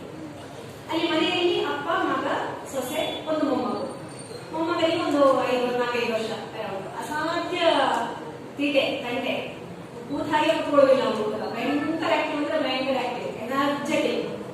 ಏನಾದ್ರೂ ಕೆಲಸ ಹೊಸದು ಮಾಡ್ತಾ ಇರಬೇಕು. ಅದು ಒಂದು ಕೊಟ್ಟು ಆ ಒಂದು ಸಾಮಾನು ಅದು ಏನು ಬೇಕಂತ 5 ನಿಮಿಷಕ್ಕೆ ಅವರಿಗೆ ಇಟ್ಕೊಂಡು ಆಗ್ತದೆ, ಮತ್ತೆ ಹೊಸ ಕೊಡ್ಬೇಕು. ಹಾಗೆ ಮೊದಲು ಅಜ್ಜಿ ಇದ್ರು, ಅಜ್ಜಿಯೊಟ್ಟಿಗೆ ಟೈಮ್ ಪಾಸ್ ಆಗ್ತದೆ. ಇವ್ರ ಅಜ್ಜನಿಗೆ ಅಷ್ಟೊಂದು ಮಕ್ಕಳನ್ನ ಇದು ಮಾಡುವ ಅನ್ವಯಿಸುವ ಕಲೆ ಸ್ವಲ್ಪ ಕಡಿಮೆ ಅವರಿಗೆ. ಅಜ್ಜಿ ಒಟ್ಟಿಗೆ ಇದ್ದ ಹಾಗೆ ಇವನು ಮೊಮ್ಮಗನಿಗೆ ಆಗ್ತಿರ್ಲಿಲ್ಲ. ಹಾಗೆ ಮೊಮ್ಮಗನಿಗೆ ಅಜ್ಜನನ್ನು ಗೋಳ್ಕೊಳ್ತಾನೆ ಸ್ವಲ್ಪ. ಅಜ್ಜನಿಗೂ ಅಷ್ಟೇ ಪಾಪ ಮೊಮ್ಮಗನ್ನ ಅಳಿಸ್ಲಿಕ್ಕೆ ಅವರಿಗೂ ಇಷ್ಟ ಇಲ್ಲ. ಹಾಗೆ ಅವರಿಗೆ ಅವರ ಸೆಲ್ಫ್ ಟೈಮ್ ತನ್ನ ಪಾಡಿಗೆ ಸುಮ್ಮನೆ ಕೂತ್ಕೊಳ್ಳಿಕ್ಕೆ ಅಂತೇಳಿ ಅವರಿಗೆ ಟೈಮ್ ಸಿಗ್ತಿರಲಿಲ್ಲ. ನ್ಯೂಸ್ ನೋಡ್ಲಿಕ್ಕಾಗಿ ಬೇರೆ ಎಂತದೇ ಮಾಡ್ಲಿಕ್ಕಾಗಿ ಮೊಮ್ಮಗನ ಅಜ್ಜಿ ಇಲ್ಲದೆ ಅಜ್ಜನನ್ನೇ ಕಿರಿಕಿರಿ ಮಾಡೋದ್ರಿಂದ ಮೊಮ್ಮಗ ಅಜ್ಜನಂತೂ ಕಷ್ಟ ಆಯ್ತು ಪರಿಸ್ಥಿತಿ. ಸ್ವಲ್ಪ ಆರೋಗ್ಯ ಅವರದ್ದು ಸ್ವಲ್ಪ ಅಷ್ಟಕ್ಕಷ್ಟೇ, ಬೇರೆ ತೊಂದರೆ ಇರಲಿಲ್ಲ. BP, ಶುಗರ್ ಅಥವಾ ಹಾರ್ಟ್ ಪ್ರಾಬ್ಲಮ್ ಇರಲಿಲ್ಲ. ಆದರೆ ವೀಕ್ ಆಗಿದ್ದು 70 ವರ್ಷದ ಆಟವನ್ನು ವೀಕ್ ಆಗ್ತಾ ಬಂದಿತ್ತು. ಇದು ಎಂತಾಯ್ತು ಹೇಳಿದ್ರೆ ಅವರಿಗೆ ಇದ್ದಕ್ಕಿದ್ದಾಗ ಎಲರ್ಜಿ ಶುರು.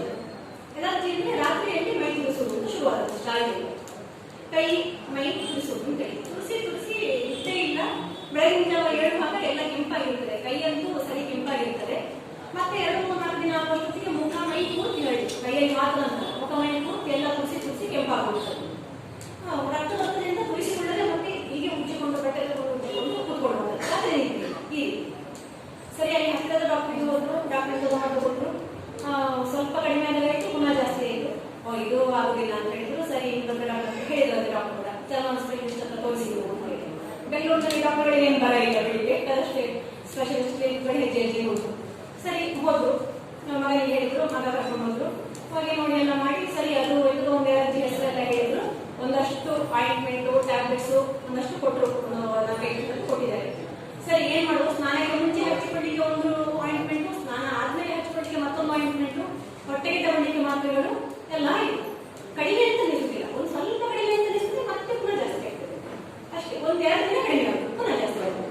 ಹಾಗೆ ಟೈಮ್ ಹೋಯಿತು. ಹಾಗೆ ನನ್ನ ಹತ್ರ ಮಾತಾಡಿದ್ರು, ನಮ್ಮ ರಿಲೇಟಿವ್ ಗೊತ್ತಾಯ್ತು, ನಾನು ಮಾತಾಡಿದ್ರು. ಸರಿ ನನಗೆ ವಿಷಯ ಗೊತ್ತಿತ್ತಲ್ಲ, ಅವರು ತಾಯಿ ಅಜ್ಜಿ ಊರಿಗೆ ಹೋಗಿದ್ದಾರೆ, ಮೊಮ್ಮಗ ಅಜ್ಜ ಇವರೇ ಇದ್ರು, ಅಪ್ಪ ಅಮ್ಮ ಇದ್ರು ವರ್ಕ್ ಫ್ರಮ್ ಹೋಮ್ ಕೆಲಸದಲ್ಲಿ ಇರ್ತಾರೆ. ಅಜ್ಜ ಮೊಮ್ಮಗ ಟೈಮ್ ಪಾಸ್ ಮಾಡೋದು ಅಂದಾಜಾಗಿ ಇವರಿಗೆ ಸ್ಟ್ರೆಸ್ ಆಗಿದೆ. ಹಾಗೆ ಮಾತಾಡಿಸ್ತಾ ಹೋದೆ. ಎಂತ ಇಲ್ಲ, ಇಷ್ಟೇ ಕೌನ್ಸಿಲಿಂಗ್ ಅಂತ ನೀವು ಕೇಳ್ಬೋದಾ? ಕೆಲವು ಸತಿ ಇಷ್ಟೇ ಕೌನ್ಸಿಲಿಂಗ್ ಎಂತದ್ದು, ಅವರಿಗೆ ಮಾತಾಡಲಿಕ್ಕೆ ಜನ ಬೇಕು. ಎಂತ ವಿಷಯ ಉಂಟು ಅವರಿಗೆ ಯಾವುದನ್ನು ಹೇಳಿಕೊಡ್ಬೇಕು, ಅವರ ಇಂಟ್ರೆಸ್ಟ್ ಸಬ್ಜೆಕ್ಟ್ ಎಂತದ್ದು. ಮಗ ಸೊಸೆ ಕೆಲಸದಲ್ಲಿ ಬಿಸಿ, ಮಾತಾಡಲಿಕ್ಕೆ ಕುಡಿಸೋದಿಲ್ಲ. ಅಕ್ಕಪಕ್ಕದ ಮನೆಗಳಿಗೆ ಎಲ್ಲ ಫ್ರೆಂಡ್ಸ್ ಅನ್ನು ಮೀಟ್ ಮಾಡಲಿಕ್ಕೆ ಹೋಗ್ಲಿಕ್ಕೆ ಸಾಧ್ಯ ಇಲ್ಲ. ಫೋನಲ್ಲಿ ಎಷ್ಟು ಸೆಟ್ ಆಗುದಿಲ್ಲ ಅವರಿಗೆ, ವಯಸ್ಸಾದ ಫೋನ್ ಅಂತ ಒಂದು ಇದಿಲ್ಲ. ಮುಖ್ಯವಾಗಿ ಮನೆಯಲ್ಲಿ ಎಲ್ಲದಕ್ಕೂ ಸಂಗತಿ ಆಗಿದ್ದಂತ ಹೆಂಡತಿ ಇಲ್ಲ. ಆದ್ರಿಂದ ಮೊಮ್ಮಗ ಬಿಡ್ತಾರೆ. ಯಾವ ಕೆಲಸಕ್ಕೆ ಅವರಿಗೆ ಹೇಗಿರುವ ಇಂಟ್ರೆಸ್ಟ್ ಇರುವ ಯಾವುದೋ ಒಂದಕ್ಕೆ ಮೊಮ್ಮಗ ಪೂರ್ತಿಯಾಗಿ ಮಾಡಲಿಕ್ಕೆ ಬಿಡುವುದಿಲ್ಲ. ನೀವು ಸೆಟ್ ಕೇಳ್ತೇನೆ ಹೇಳಿದ್ರು ಮೊಮ್ಮಗ ಬಿಡುವುದಿಲ್ಲ. ನನ್ನ ಡೈಲಿ ನಾನು ಊಟ ಮಾಡ್ತೇನೆ, ನಾನು ಕೂತ್ಕೊಳ್ತೇನೆ, ಬರ್ತೇನೆ ಅಂದ್ರೆ ಮೊಮ್ಮಗ ಬಿಡುವುದಿಲ್ಲ. ಮೊಮ್ಮಗನಿಗೆ ಬೈದು ಕುಡಿಸುವುದು ಅವರ ಮನಸ್ಸಿನಲ್ಲೂ ಇಲ್ಲ. ಅದು ಒತ್ತಡ ಹೆಚ್ಚಾಗಿ ಆ ಒತ್ತಡವನ್ನು ದಾಟಿ ಬರುವುದು, ಅದನ್ನು ಹೇಗೆ ಅವಾಯ್ಡ್ ಮಾಡೋದು ಅಂತ ಹೇಳಿ ಗೊತ್ತಾಗುತ್ತೆ. ಅದೊಂದು ಅಸಹಾಯಕತೆ. ಮನೆಯಲ್ಲಿ ಕೂತ್ಕೊಳ್ಳಿಕ್ಕೆ ಆಗುದಿಲ್ಲ, ಹೊರಗಡೆ ಹೋಗ್ಲಿಕ್ಕೆ ಆಗುದಿಲ್ಲ, ಮೊಮ್ಮಗನನ್ನು ತೀಟೆ ಸಹಿಸಿಕೊಳ್ಳಿಕ್ಕೆ ಆಗುದಿಲ್ಲ, ಮೊಮ್ಮಗನನ್ನು ಬೈಲಿಕ್ಕೆ ಆಗುದಿಲ್ಲ, ಅಸಹಾಯಕತೆ ಆಗುತ್ತೆ. ಆ ಅಸಹಾಯಕತೆ ರಾತ್ರಿ ಮಲಗಿದಾಗ ತನ್ನನ್ನು ತಾನು ಪರಚಿಕೊಂಡು ನಾವೇ ತೊಂದರೆ ಆಗುತ್ತೆ. ಅದು ಪರಚಿದಾಗ ಮತ್ತೆ ಊರಿಂದ ಎಲರ್ಜಿ ಸ್ಟಾರ್ಟ್ ಆಗ್ತದೆ ಕೂಡ. ಎಲರ್ಜಿ ಇದ್ದಿರ್ಬೋದು, ಬ್ಲಡ್ ಟೆಸ್ಟ್ ಎಲ್ಲ ಮಾಡಿದ್ರೆ ಎಲರ್ಜಿ ಉಂಟು ಅಂತ ಹೇಳಿ ಬಂದಿದೆ. ಆದ್ರೆ ಅದು ಅಷ್ಟು ಟ್ರೀಟ್ಮೆಂಟ್ ಮಾಡಿ ತಿಂಗಳಗಟ್ಟೆ 4-6 ತಿಂಗಳಾದ್ರೂ ವಾಸಿ ಆಗದೆ ಇರಲಿಕ್ಕೆ ಕಾರಣ ಆದದ್ದು ಅವರಿಗಿದ್ದ ಸ್ಟ್ರೆಸ್. ಒಂದು ಆಲ್ಮೋಸ್ಟ್ ವಾರಕ್ಕೆ 3-4 ದಿನ ಮಾತಾಡ್ತಿದ್ರು. ಹಾಗೆ ಮಾತಾಡ್ತಾ ಅದು ಇದು ಸುಮ್ಮನೆ ವಯಸ್ಸಾದ ದೊಡ್ಡ ವಿಷಯ ಅಂತ ಇರುವುದಿಲ್ಲ ಮಾತಾಡಲಿಕ್ಕೆ. ಸಿಂಪಲ್ ವಿಷಯಗಳು, ಕೆಲವು ಸಿಹಿ ವಿಷಯಗಳು. ಮೊಮ್ಮಗ ಹಾಗೆ ಮಾಡಿದ, ಮೊಮ್ಮಗ ಹೀಗೆ ಮಾಡಿದ, ಕೆಲವು ಅದುವೇ ಇರ್ಬೋದು.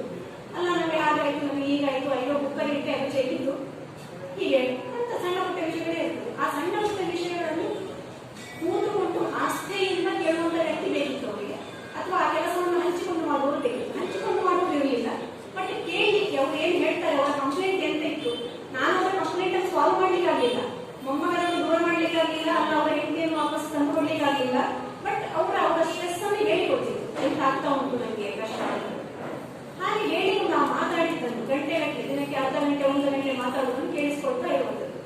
ಹೌದಾ ಎಂತಾಯ್ತು, ಇನ್ನು ಮತ್ತೆ ಎಂತಾಯ್ತು, ಆ ಡೀಟೇಲ್ ಕೇಳುವುದು ನಿಜವಾಗಿ ಬೋರಿಂಗ್ ಕೆಲಸ ಆಗ್ತದೆ ಕೇಳಲಿಕ್ಕೆ. ಅದು ವಯಸ್ಸಾದವರು ರಿಪೀಟೆಡ್ ಆಗಿ ನಂಗೆ ಹಾಗಾಯ್ತು ನನಗೆ ಹೀಗಾಗಿ ಹೇಳಿದ್ರೆ ಉಂಟಲ್ಲ, ಅಸಾಧ್ಯ ಬೋರಿಂಗ್ ಆಗ್ತದೆ. ಆದ್ರೆ ಗೊತ್ತಿತ್ತು ಅವರಿಗೆ ಅದೇ ಸ್ಟ್ರೆಸ್ ಆಗೋದು ಅಂತ ಹೇಳಿ ನನ್ನವರೇ ಮಾಡಬೇಕು, ಮಾಡಿದೆ ಅಷ್ಟೇ. 1 ವಾರದಲ್ಲಿ ಕಡಿಮೆ ಆಗ್ತಾ ಬಂತು, 15 ದಿನದಲ್ಲಿ ಪೂರ್ತಿ ಕಡಿಮೆ ಆಯ್ತು. ಮತ್ತೆ 1 ತಿಂಗಳಲ್ಲಿ ಮೆಡಿಸಿನ್, ಕ್ರೀಮು, ಆಯಿಂಟ್ಮೆಂಟ್ ಎಲ್ಲ ಸ್ಟಾಪ್ ಮಾಡುವಾಗ ಮತ್ತೆ ಈಗ ಅವರ ಮಿಸಸ್ ವಾಪಸ್ ಬಂದ್ರು ಸರ್. ಈಗ ಅಂತ ಬಂದೇ ಇಲ್ಲ, ಅಲರ್ಜಿಯನ್ನು ಉಂಟು, ಒಂದೊಂದ್ಸತಿ ಒಂದು ಸ್ವಲ್ಪ ಬರ್ತದೆ, ಒಂದು ಸ್ವಲ್ಪ ಬರೋದು ಮನುಷ್ಯರಿಗೆ ದೊಡ್ಡಲ್ಲ. ಆದ್ರೆ ಬೇರೆ ಯಾವುದೇ ಕೆಲಸ ಮಾಡ್ಲಿಕ್ಕೆ ಆದಷ್ಟು ಅವರಿಗೆ ಅಲರ್ಜಿ ಉಂಟು. ಆದ್ರಿಂದ ರಿಪೋರ್ಟ್ ಇಂದ ದೊಡ್ಡ ದೊಡ್ಡದು ಬರ್ತಿದ್ದಾರೆ, ದೊಡ್ಡ ದೊಡ್ಡ ಡಾಕ್ಟರ್ಸ್ ಚೆಕ್ ಮಾಡಿ ಅಲರ್ಜಿ ಬ್ಲಡ್ ಅಲ್ಲಿ ಜಾಸ್ತಿ, ಬ್ಲಡ್ ಅಲ್ಲಿ ಕಡಿಮೆ ಎಲ್ಲ ಬಂದಿದೆ. ಬಟ್ ಅವರಿಗೆ ಕೊನೆಗೆ ಸರಿಯಾಗಿ ಪೂರ್ತಿ ಗುಣ ಆಗಲಿಕ್ಕೆ ಹೆಲ್ಪ್ ಆದದ್ದು ಜಸ್ಟ್ ಅವರ ಮಾತನ್ನು ಕೇಳಿಕೊಳ್ಳುವ ಒಬ್ಬ ಅರ್ಥ ಮಾಡಿಕೊಳ್ಳುವ ವ್ಯಕ್ತಿ ಅಂತ ಹೇಳಿ. ಬಟ್ ನಾವು ಪ್ರೊಫೆಷನಲ್ ಚಾರ್ಜ್ ಕೂಡ ಮಾಡ್ತೇವೆ, ಬೇರೆಯವರಿಗೆ ಅಂದ್ರೆ ಚಾರ್ಜ್ ಕೂಡ ಮಾಡ್ತೇವೆ. ಇವರು ರಿಲೇಟಿವ್ ಅಂತ ಹೇಳಿ ಚಾರ್ಜ್ ಮಾಡುವಂಥದ್ದು ಮಾಡಲಿಲ್ಲ. ಬಟ್ ಕೇಳಿಸ್ಕೊಳ್ಳೋದು ನನಗೂ ಒಂದೊಂದ್ಸತಿ ಕೆಲವು ಸಿಕ್ಕಿದಾಗ ಕೇಳಿಸ್ಕೊಳ್ಳೋದು ನಮಗೆ ಪ್ರೆಷರ್ ಆಗ್ತದೆ.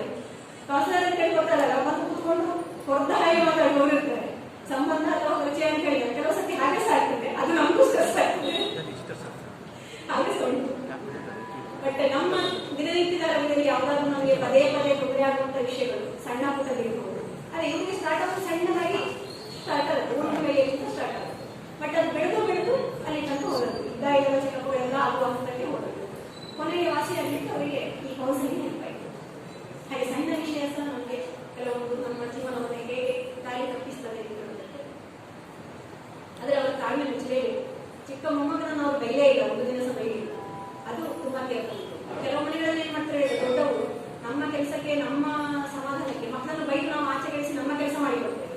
ಅದು ಮಕ್ಕಳಿಗೆ ಅವರ ಜೀವಮಾನದಲ್ಲಿ ಮುಂದೆ ತೊಂದರೆ ಕೊಡ್ತದೆ. ಅಂತ ಜನರು ಬೇರೆ ಸುಮಾರು ಉಂಟು. ಅದು 25-30 ವರ್ಷ ಆದ್ಮೇಲೆ, ಅಲ್ಲ 40-50 ವರ್ಷ ಆದಾಗ ದೊಡ್ಡ ಸಮಸ್ಯೆಯಾಗಿ ಹೊರಗೆ ಇರ್ತದೆ. ಅದರಿಂದ ನಿಜವಾಗ್ಲೂ ಈ ಅಜ್ಜ ಇವರು ಮಾಡಿದಂತ ಕೆಲಸ ತುಂಬಾ ಒಳ್ಳೆಯದು. ಮೊಮ್ಮಗನನ್ನು ಸಹಿಸಿಕೊಂಡ್ರು, ಅವನಿಗೆ ಉದಾಸೀನ ಆಗ್ತದೆ, ಅವನಿಗೆ ಬೈಬಾರ್ದು ಅಂತ ಸಹಿಸಿಕೊಂಡ್ರು, ಅವರಿಗೆ ಸ್ವಲ್ಪ ಕಷ್ಟ ಆಯ್ತು. ಆದ್ರೆ ನಿಜವಾಗ್ಲೂ ಅವರ ತಾಳ್ಮೆಯನ್ನು ಮೆಚ್ಚಬೇಕಾಗ್ತದೆ. ಆ ಅಜ್ಜ 75 ವರ್ಷ ಅವರಿಗೆ ತುಂಬಾ ತಾಳ್ಮೆಯಿಂದ ಮೊಮ್ಮಗನನ್ನು ಸುಧಾರಿಸಿದ್ರು, ಅವರ ಈ ತುರಿಸುವುದನ್ನು ಸುಧಾರಿಸಿಕೊಂಡ್ರು. ಬಹುಶಃ ಹೀಗೆ ಇಂಥ ಕಥೆಗಳು ನಿಮಗೆ ನಿಮ್ಮೊಳಗೆ ಕೆಲವೊಂದು ಹೇಳಿ ಸಾಕ್ಬೋದು, ಗೊತ್ತಾಗ್ಬೋದು, ನನಗೆ ಇಂಥ ತಿರುಗಿ ಇರ್ಬೋದಾ, ನಮ್ಮ ಮನೆಯಲ್ಲಿ ಅವರಿಗೆ ಅಂಥದ್ದು ಅದಕ್ಕೆ ಇರ್ಬೋದಾ ಅಂತ ಯೋಚನೆ ಬರ್ಬೋದು. ಅದು ಹೇಳ್ಬೇಕಾಗಿಲ್ಲ, ನಿಮ್ಗೆ ಅಷ್ಟು ಅರ್ಥ ಇದೆ ಅಂತ ಹೇಳಿದ್ರೆ ಅದು ಹಾಗೆ ಒಂದು 2-3 ತಿಂಗಳಲ್ಲಿ ಅಲ್ಲಿಂದಲ್ಲಿಗೆ ಹಾಗೆ ಸಾಲ್ವ್ ಆಗ್ತಾ ಹೋಗ್ತದೆ. ಸಾಲ್ವ್ ಆಗಲಿಲ್ಲ, ಮಾತಾಡ್ಬೇಕು ಅಂತ ಅನ್ಸಿದ್ರೆ ಅಲ್ಲ ಕಾನ್ಸೆಪ್ಟ್ ಬೇಕು ಅಂತಿದ್ರೆ ನೆಕ್ಸ್ಟ್ ಸ್ಟೆಪ್ ಕೂಡ ಹೋಗ್ಬೋದು. ಕೆಲವು ಸತಿ ಸಾಲ್ವ್ ಆಗ್ತಾ ಹೋಗ್ತದೆ, ಅಲ್ಲಿ ಜಸ್ಟ್ ಒಂದು ಅವೇರ್ನೆಸ್ ಬರೋದು, ಅಂಡರ್ಸ್ಟ್ಯಾಂಡಿಂಗ್ ಬರೋದು ಇಂಪಾರ್ಟೆಂಟ್ ಅಷ್ಟೇ. ಎಷ್ಟೊಂದು ವಿಷಯಗಳ ಅಂಡರ್ಸ್ಟ್ಯಾಂಡಿಂಗ್ ಬಂದಾಗ ನಿಮಗೆ ಸಾಲ್ವ್. ಅದಕ್ಕೆ ಒಂದು ಇದು ಮಾಡ್ತೇವೆ, ಸೆಷನ್ ಮಾಡ್ತೇವೆ, ಈ ತರದ ಅವೇರ್ನೆಸ್ ಕ್ರಿಯೇಟ್ ಮಾಡುವ ಕ್ಲಾಸ್ಗಳು ಹೋಗ್ತೇವೆ. 1 ದಿನದ ಕ್ಲಾಸ್ಗಳಿರ್ತದೆ, ಆಲ್ಮೋಸ್ಟ್ 1 ದಿನ ಬೇಕಾಗ್ತದೆ ಅದು ಮಾಡಲಿಕ್ಕೆ. ಏನು ಭಾವನಾತ್ಮಕ ಸಂತುಲನ ಅಥವಾ ಜೀವನವನ್ನು ನಾವು ನೋಡುವ ದೃಷ್ಟಿಕೋನಗಳು ಹೇಗೆ, ಏನು ಅಂತ, ನಮ್ಮ ದೃಷ್ಟಿಕೋನ ಹೇಗೆ ನಮಗೆ ಸಮಸ್ಯೆಯನ್ನು ಕೊಡ್ತದೆ, ಹೇಗೆ ನಮ್ಮ ಯಶಸ್ಸನ್ನು ತೆಗೆಯುತ್ತದೆ, ಅದನ್ನು ಕೂಡ ಅದರಲ್ಲಿ ನಾವು ಅರ್ಥ ಮಾಡ್ಕೊಳ್ಳಿಲ್ಲ. 1 ದಿನದ ಸೆಷನ್ ಆಗ್ತದೆ, ಟೈಮ್ ಆಗ್ತದೆ. ಈಗ ಇಷ್ಟು ಸ್ವಲ್ಪ ಹೊತ್ತಲ್ಲಿ ನಾವು ಡಿಸ್ಕಸ್ ಮಾಡಲಿಕ್ಕೆ ಆಗುದಿಲ್ಲ, ಟೈಮ್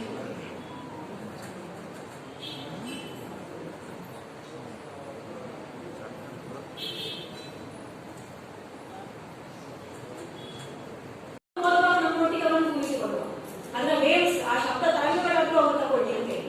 ಬೇರೆ ಅವರು ಟಿವಿ ಮೊಬೈಲ್ ಕೂತ್ಕೊಳ್ಳುವ ಬದಲು ಆ ಟೈಮಲ್ಲಿ ಒಂದು 20 ನಿಮಿಷ, ಅರ್ಧ ಗಂಟೆ ಅಷ್ಟೊತ್ತಲ್ಲಿ ಕೂತ್ರೆ ಆ ಶಬ್ದ ತರಂಗಗಳೇ ಒಂದು ಇದರ ಪಾಸಿಟಿವ್ ಎನರ್ಜಿಯನ್ನು ಕೊಡ್ತದೆ ನಮಗೆ. ಖಂಡಿತ ಹೋಗ್ತದೆ, ನಾವು ಗಮನಿಸುವುದಿಲ್ಲ, ಗಮನಿಸಿದ್ರೆ ಗೊತ್ತಾಗ್ತದೆ ಪಾಸಿಟಿವ್ ಎನರ್ಜಿ ಬರ್ತದೆ. ಆ ಗಮನಿಸಲಿಕ್ಕೆ ಪುಸ್ತಕ ನಮಗೆ ನಮ್ಮ ಜೀವನದಲ್ಲಿ ಇರಬೇಕು, ಅದು ಇರುವುದಿಲ್ಲ, ಇದ್ದಾಗ ಗೊತ್ತಾಗ್ತದೆ. ಈ ಹಾಸ್ಟೆಲ್ನ ಮಕ್ಕಳಿಗೆ ಮುದ್ರೆಗಳು ಮಾಡುವುದು ಸುಮ್ಮನೆ ಆದ್ರೆ ಮಾಡಿದ್ರೆ ಗೊತ್ತಾಗುದಿಲ್ಲ. ಅನಿವಾರ್ಯ ಸಂದರ್ಭ ಇತ್ತು ಅವರಿಗೆ, ಈ 10 ದಿನದಲ್ಲಿ ಅನಿವಾರ್ಯ ಆರೋಗ್ಯ ಮೇಂಟೈನ್ ಮಾಡೋದು.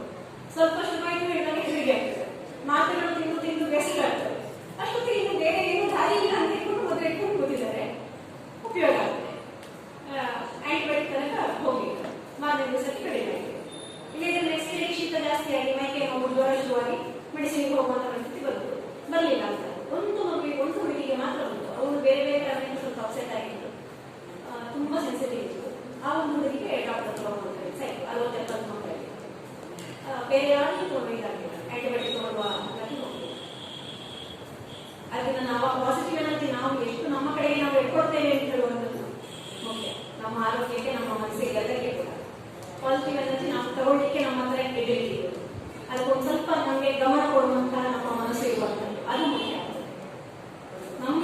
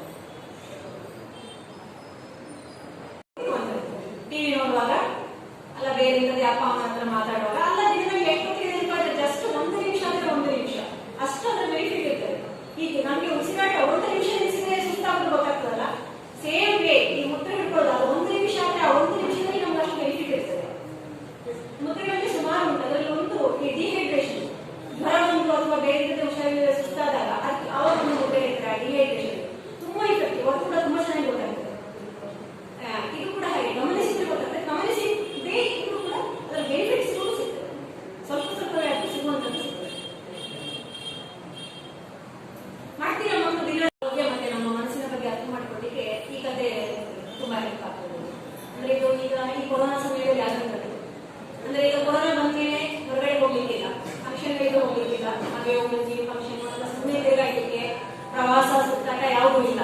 ಆಲ್ಮೋಸ್ಟ್ ಎಲ್ರಿಗೂ ಯಾವುದೂ ಇಲ್ಲ. ಹೆಂಗಸರಿಗಾದ್ರೂ ಎಷ್ಟೋ ಜನಕ್ಕೆ ಮನೆಯಲ್ಲೇ ಇರೋ ಅಭ್ಯಾಸ ಇರ್ಬೋದು, ಗಂಡಸರಿಗಂತೂ ಇಲ್ಲ. ಅವರಿಗೂ ಈಗ ವರ್ಕ್ ಫ್ರಮ್ ಹೋಮ್, ಗಂಡ ಹೆಂಡತಿ ಇಬ್ರು ಕೆಲಸಕ್ಕೆ ಹೋಗುವವರಾದ್ರೆ ಇಬ್ರು ವರ್ಕ್ ಫ್ರಮ್ ಹೋಮ್, ಮಕ್ಕಳು ಆನ್ಲೈನ್ ಕ್ಲಾಸ್ ಎಲ್ಲ ಮನೆಯಲ್ಲಿ ಇರೋದು. ಇದು ಏನಾಗಿದೆ ಅಂದ್ರೆ ಕೆಲವು ಮನೆಗಳಲ್ಲಿ ಇದು ನಿಜವಾಗ್ಲೂ ಜೋಕಾಗಿ ಬಂದಿತ್ತು, ಆದ್ರೆ ಅದು ರಿಯಲಿ ನನ್ನ ಅನುಭವಕ್ಕೆ ಬಂದಿದೆ.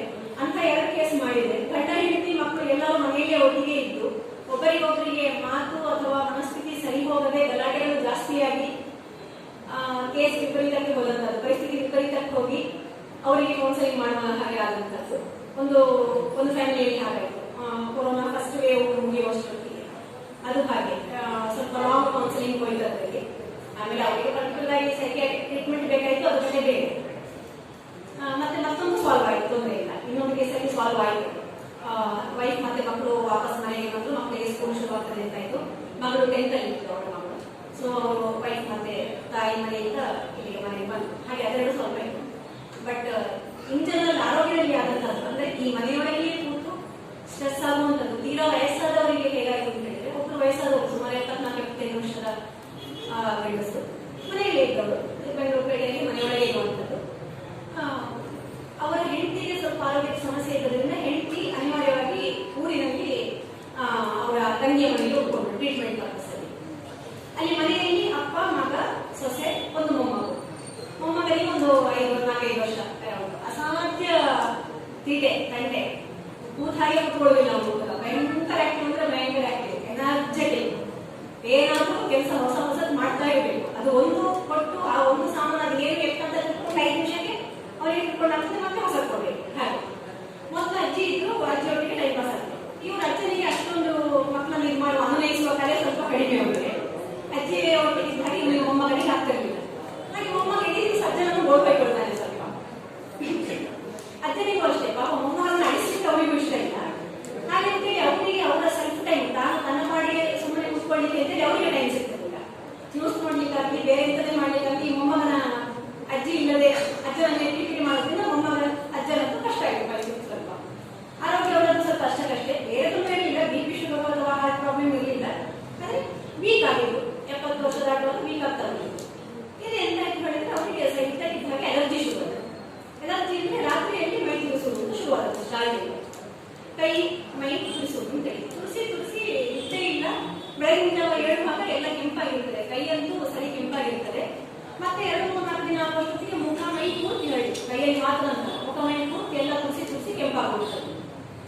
ರಕ್ತದೊತ್ತದಿಂದ ತುರಿಸಿಕೊಳ್ಳದೆ ಮತ್ತೆ ಹೀಗೆ ಉಜ್ಜಿಕೊಂಡು ಬಟ್ಟೆ ಉಜ್ಜಿಕೊಂಡು ಕೂತ್ಕೊಳ್ಳೋದು. ಅದೇ ಈ ಸರಿಯಾಗಿ ಹತ್ತಿರದ ಡಾಕ್ಟರ್ಗೆ ಹೋದ್ರು, ಡಾಕ್ಟರ್ ತಗೊಂಡು ಸ್ವಲ್ಪ ಕಡಿಮೆ ಆದಾಗಾಯ್ತು, ಪುನಃ ಜಾಸ್ತಿ ಆಯಿತು. ಇದು ಆಗುದಿಲ್ಲ ಅಂತ ಹೇಳಿದ್ರು. ಸರಿ ಇನ್ನೊಬ್ಬ ಡಾಕ್ಟರ್ ಹೇಳಿದ್ರು, ಅದೇ ಡಾಕ್ಟರ್ ಚರ್ಮ ಸ್ಪೆಷಲಿಸ್ಟ್ ಹತ್ರ ತೋರಿಸಿದ್ರು. ಬೆಂಗಳೂರಿನಲ್ಲಿ ಡಾಕ್ಟರ್ಗಳಿಗೆ ಏನು ಬರ ಇಲ್ಲ, ಬೆಳಿಗ್ಗೆ ಅಷ್ಟೇ ಸ್ಪೆಷಲಿಸ್ಟ್ ಹೆಜ್ಜೆ ಹೋದ್ರು. ಸರಿ ಹೋದ್ರು, ಮಗನಿಗೆ ಹೇಳಿದ್ರು, ಮಗ ಕರ್ಕೊಂಡು ಹೋದ್ರು. ಹೋಗಿ ನೋಡಿ ಎಲ್ಲ ಮಾಡಿ ಸರಿ ಅದು ಇದು ಒಂದೆರಡು ಅಜ್ಜಿ ಹೆಸರೆಲ್ಲ ಹೇಳಿದ್ರು. ಒಂದಷ್ಟು ಆಯಿಂಟ್ಮೆಂಟು ಟ್ಯಾಬ್ಲೆಟ್ಸು ಒಂದಷ್ಟು ಕೊಟ್ಟರು, 4-5 ಕೊಟ್ಟಿದ್ದಾರೆ. ಸರಿ ಏನ್ ಮಾಡುದು, ಸ್ನಾನಕ್ಕೆ ಮುಂಚೆ ಹಚ್ಚಿಕೊಳ್ಳಿಕ್ಕೆ ಒಂದು ಆಯಿಂಟ್ಮೆಂಟು, ಸ್ನಾನ ಆದ್ಮೇಲೆ ಹಚ್ಚಿಕೊಳ್ಳಿಕ್ಕೆ ಮತ್ತೊಂದು ಆಯಿಂಟ್ಮೆಂಟು, ಹೊಟ್ಟೆಗೆ ತಗೊಳ್ಳಿಕ್ಕೆ ಮಾತ್ರೆಗಳು ಎಲ್ಲ ಆಯಿತು.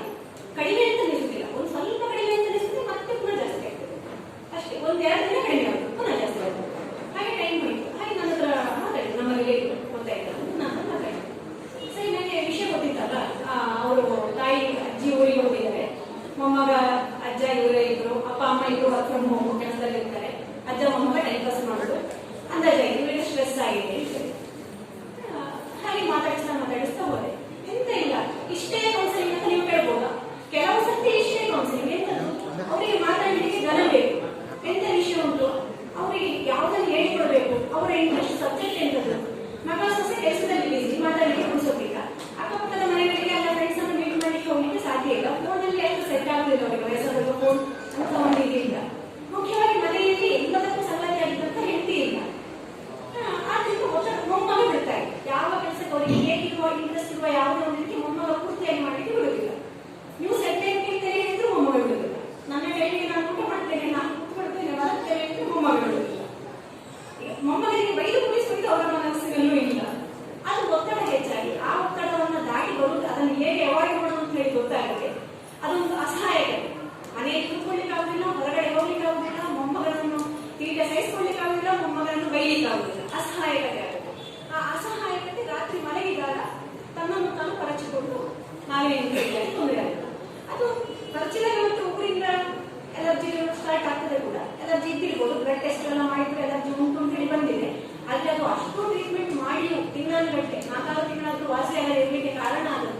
ಅವರಿಗಿದ್ದ ಸ್ಟ್ರೆಸ್.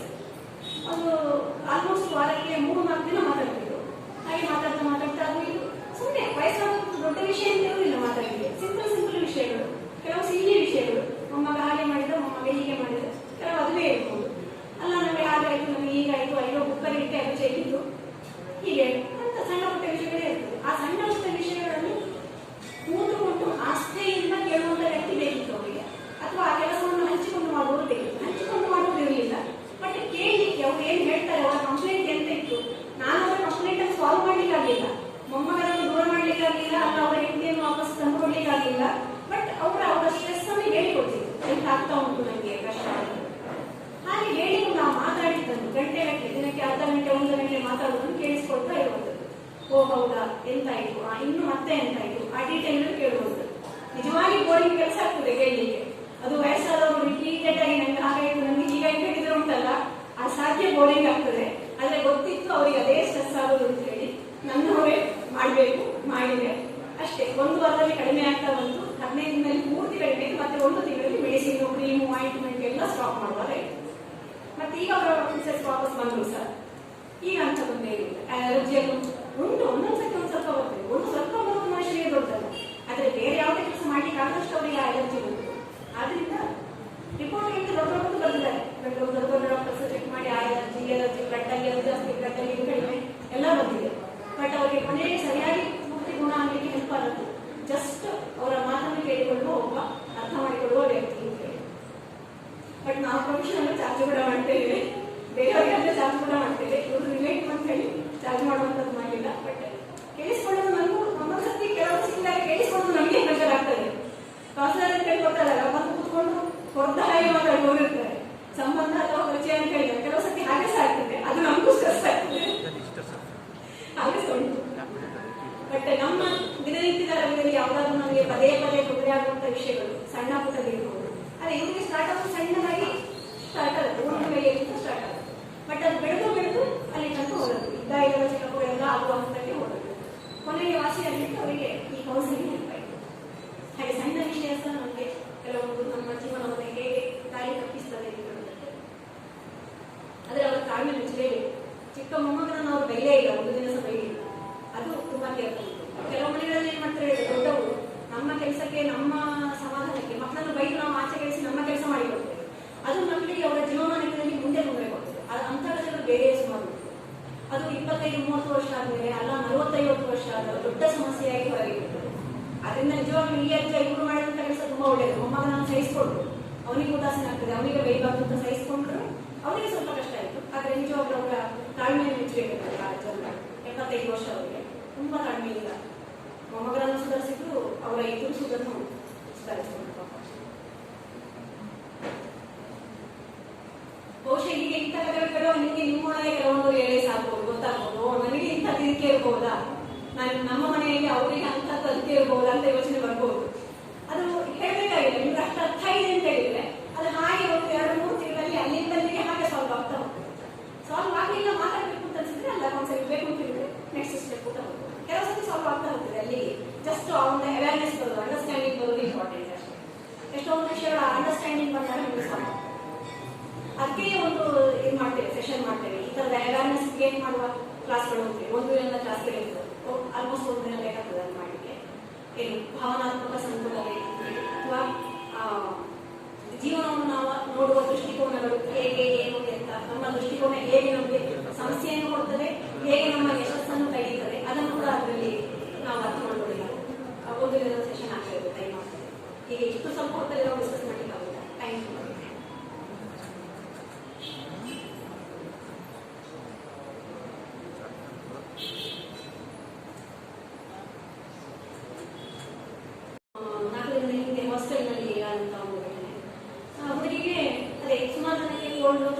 ಸ್ವಲ್ಪ ಬರ್ತಾ ಇತ್ತು.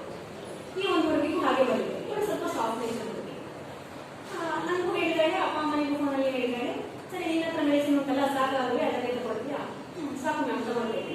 ಸರಿ ತಪ್ಪ ಮೆಡಿಸಿನ್ ತಪ್ಪ, ನೀರು ಚಂದ ಕುಡಿ ಎಲ್ಲ ಹೇಳಿದ್ದು. ದಿನಕ್ಕೆ 5 ಸತಿ ವಿಚಾರಿಸ್ಕೊಡ್ತಾ ಇತ್ತು. ಅವಳಿಗೆ ಪಾದದಲ್ಲಿ ಒಂದು ಅಲರ್ಜಿ ಇತ್ತು. ಹಾಗೆ ಆ ಪಾದದ ಅಲರ್ಜಿಗೆ ಅದು ಬಿಸಿನೀರು, ಆಯಿಂಟ್ಮೆಂಟ್ ಎಲ್ಲ ಒಂದು 15-20 ನಿಮಿಷ ಅವಳಿಗೆ ಎಕ್ಸ್ಟ್ರಾ ಬೇಕಾಗ್ತಿತ್ತು. ನಾವಲ್ಲಿ ಮಕ್ಕಳಿಗೆ ಓದಿಸುವುದು ಅವರ ಟೈಮ್ ಟೇಬಲ್ ಕರೆಕ್ಟಾಗಿ ಸ್ಟ್ರಿಕ್ಟ್ ಆಗಿ ಫಾಲೋ ಮಾಡಿಸ್ತೇವೆ. ಸೊ ಅವರಿಗೆ ಆ ಟೈಮ್ನಲ್ಲಿ ಎಕ್ಸ್ಟ್ರಾ ಟೈಮ್ ಬೇಕಾಗ್ತದೆ ಟ್ರೀಟ್ಮೆಂಟ್ಗೆ. ಹಾಗೆ ನನ್ನ ಹತ್ರ ಕೇಳ್ಕೊಳ್ತಾ ಇತ್ತು, ನನಗೆ ಎಕ್ಸ್ಟ್ರಾ ಟೈಮ್ ಬೇಕಾಗ್ತದೆ ಮ್ಯಾಮ್, ನಾನು 15-20 ನಿಮಿಷ ಲೇಟ್ ಆಗ್ತೇನೆ ಅಂತ ಹೇಳಿ ಆಯ್ತು ಅಂತ ಹೇಳಿದೆ. ಅದರ ಮಧ್ಯೆ ಈಗ cold throat pain irritation start ಆಗುತ್ತೆ. ಸರಿ, ಅದಕ್ಕಿರುವ ಮಾತ್ರೆ ಏನು ತಗೋಗುತ್ತೆ, ಅದನ್ನೇ ತಗೋ, ಬೇರೆ ಏನಾದರೂ ವ್ಯತ್ಯಾಸ ಇದೆ ಹೇಳು ಅಂತ ಹೇಳಿದ್ದಾರೆ. ಅಂತಲ್ಲಿ ಏನಿಲ್ಲ, ಸ್ವಲ್ಪ ಮೈಂಡ್ ಇರಿಟೇಷನ್ 2 ದಿನ ಉಂಟು, 3ನೇ ದಿನಕ್ಕೆ ಕಡಿಮೆ ಇತ್ತು. 4ನೇ ದಿವಸ ನಾವು ಒಂದು ಡಾಕ್ಟರ್ ಗಂಡ ಹೆಂಡತಿಯನ್ನು, ಬಾಯ್ಸ್ ಇರಾದ್ರೆ ಜೆಂಟ್ಸ್, ಲೇಡೀಸ್ ಗರ್ಲ್ಸ್ ಇರಾದ್ರೆ ಲೇಡಿ ಡಾಕ್ಟರ್ ಬರಲಿಕ್ಕೆ. ಹಾಗೆ ಡಾಕ್ಟರ್ 2 ಹಾಸ್ಟೆಲ್ಗಳಿಗೆ ಬಂದು ಮಕ್ಕಳ ಹತ್ರ ಮಾತಾಡಿ ಯಾರ್ಯಾರಿಗೆ ತಂದ ಇಶ್ಯೂ ಅಂತ ಮಾತಾಡಬೇಕಾ, ಟ್ರೀಟ್ಮೆಂಟ್ ಎಲ್ಲ ಕೇಳಿ ಅಂತ ಹೋಗಿದ್ದಾರೆ. ಅಷ್ಟೊತ್ತಿಗೆ ಈ ಹುಡುಗಿ ಏನು ಹೇಳಿಲ್ಲ, ಅಂದ್ರೆ ಇವರಿಗೆ ಕೋಲ್ಡ್ ಟ್ಯಾಬ್ಲೆಟ್ ತಗೊಂಡು ಇರಿಟೇಷನ್ ಕೊಟ್ಟು ಕಡಿಮೆ ಆಗಿದೆ, ಪೂರ್ತಿ ನಾರ್ಮಲ್ ಇದ್ದಂತೆ. ನಾನು ಡಾಕ್ಟರ್ ಹುಷಾರಿದೆ ಅಂತ ಹೇಳಿದ್ರು. ಡಾಕ್ಟರ್ ಬಂದು ಹೋದ್ರು, ಬೇರೆ ಯಾರು ಮಕ್ಕಳವರ ಪ್ರಾಬ್ಲಮ್ ಏನು ಹೇಳಿಕೊಂಡು ಅವರಿಗೆ ಟ್ರೀಟ್ಮೆಂಟ್ ಕೊಟ್ಟು ಮೆಡಿಸಿನ್ ಕೊಟ್ಟು ಕಳಿಸಿದ್ರು. 4ನೇ ದಿವಸ ಬೆಳಿಗ್ಗೆ ಇನ್ನೊಂದು ಹುಡುಗಿಗೆ ಅದೇ ಲೂಸ್ ಮೋಷನ್ ರೀಸೆಂಟ್ಲಿ ಜಾಸ್ತಿ ಆಯಿತು, ಅವಳನ್ನು ಕರ್ಕೊಂಡ್ಬಂದೆ. ಕರ್ಕೊಂಡೋಗಿ ಟ್ರೀಟ್ಮೆಂಟ್ ಕೊಡಿಸಿ ಬಂದಾಯಿತು. ಬರುವಷ್ಟೊತ್ತಿಗೆ ಬೆಳಿಗ್ಗೆ ನಮ್ಮ ಮ್ಯಾನೇಜ್ಮೆಂಟ್ ಡೈರೆಕ್ಟರ್ ಅವರು ಬೆಳಿಗ್ಗೆ ಫೋನ್ ಮಾಡಿದ್ರು ನನಗೆ. ಏನ್ ಮೇಡಮ್ ಇದು ಅದೊಂದು ಹುಡುಗಿಗೆ ಕೋಲ್ಡ್ ಅಂತ ಅವಳಿಗೆ ಟ್ರೀಟ್ಮೆಂಟ್ ಆಗಿಲ್ಲ ಅಂತ ಅವರಪ್ಪ ಫೋನ್ ಮಾಡಿ ಬೈತಾ ಇದ್ದಾರೆ, ನೀವು ನಿಮ್ಮ ಮಗು ಆದ್ರೆ ಹೀಗೆ ಕೇರ್ಲೆಸ್ ಆಗಿ ಬಿಡ್ತಾ ಇಲ್ಲ, 4 ದಿನ ಆಯ್ತು ನನ್ನ ಮಗಳಿಗೆ ಟ್ರೀಟ್ಮೆಂಟ್ ಕೊಡಿಸಿಲ್ಲ ನೀವು, ಅವಳದ್ದು ಥ್ರೋಟ್ ಪೇನ್ ಫೀವರ್ ಅಂತ ಹೇಳಿ ಅಳ್ತಾ ಇದ್ದಾರೆ ಅಂತ. ಯಾರು ಸರ್ ಹೇಳಿದ್ರು ಹೆಸರು ಹೇಳಿದಾಗ, ಸರ್ ಅವ್ರು ಹುಷಾರಿದ್ದಾರೆ, ಅವರಿಗೆ ಡಸ್ಟಲ್ಲಿ ಕಾಲು ಎಲರ್ಜಿ ಒಂದು ಇತ್ತು, ಡೈಲಿ ವಿಚಾರಿಸ್ಕೊಳ್ತಾ ಇದ್ದಾರೆ ಕಾಲಿಗೆ ಉಂಟು ಅಂತ ಹೇಳಿ ಕೇಳ್ತಾ ಇದ್ದೇನೆ, ಕಡಿಮೆ ಉಂಟು ಮ್ಯಾಮ್ ಅಂತ ಹೇಳ್ತಾ ಇದ್ದಾಳೆ.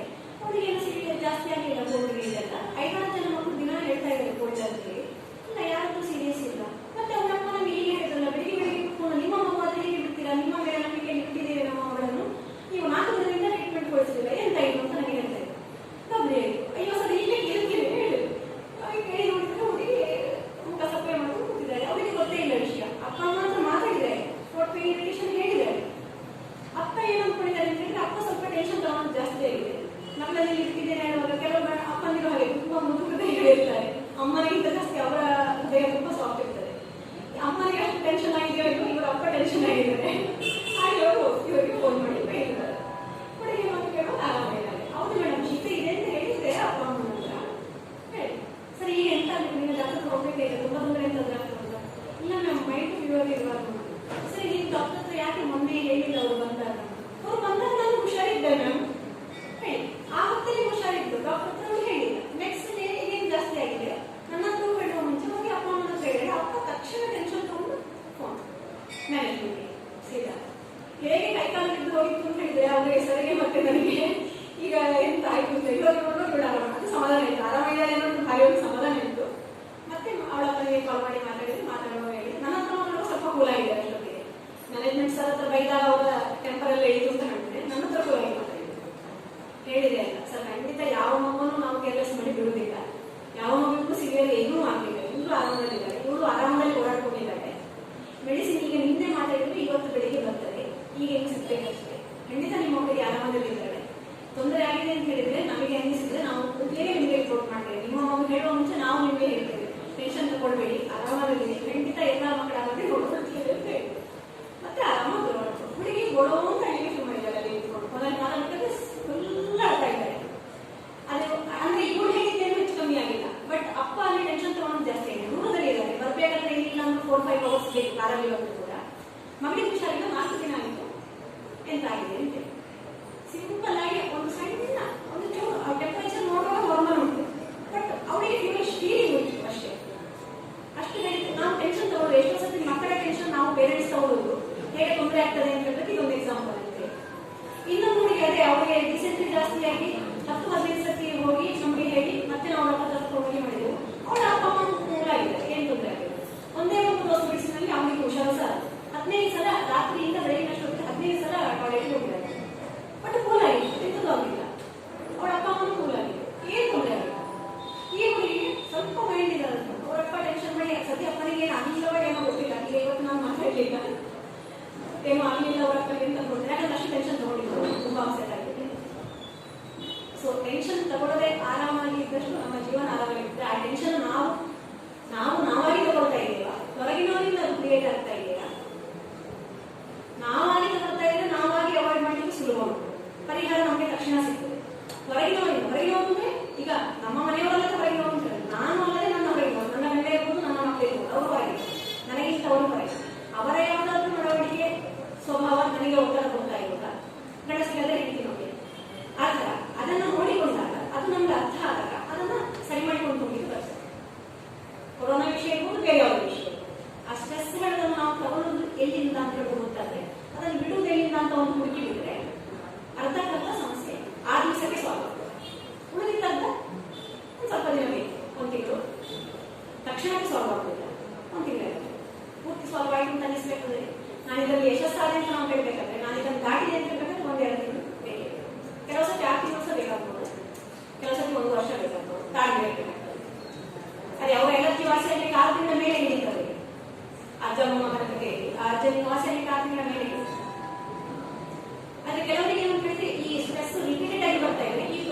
ಪ್ರಾಬ್ಲಮ್ಸ್ ಕೂಡ ರಿಪೀಟೆಡ್ ಆಗಿ ಬರ್ತಾ ಇರ್ತದೆ. ಆ ರಿಪೀಟೆಡ್ ಆಗಿ ಬಂದಾಗ ನಾವು ಪುನಃ ಇದು ಸ್ಟ್ರೆಸ್ ಇಂದ ಆಗುವಂತ ಗೊತ್ತಿರುತ್ತೆ, ಡಾಕ್ಟರ್ಸ್ ಹತ್ರ ಹೋಗಿ ಎಕ್ಸ್ಪರ್ಟ್ಸ್ ಹತ್ರ ಹೋಗಿ ಚೆಕಪ್ ಮಾಡಿಸ್ಕೊಂಡು ಬಂದು ಟ್ರೀಟ್ಮೆಂಟ್ಗಳು ತಗೊಂಡು ದುಡ್ಡು ಖರ್ಚು ಮಾಡಿ ಇನ್ನೂ ಟೆನ್ಷನ್ ಮಾಡಿಕೊಂಡು ಇನ್ನೂ ಒಂದು ಬೆಳೆಸ್ಕೊಳ್ತೇವೆ. ಅದಾಗ್ತಾ ಇರ್ತದೆ.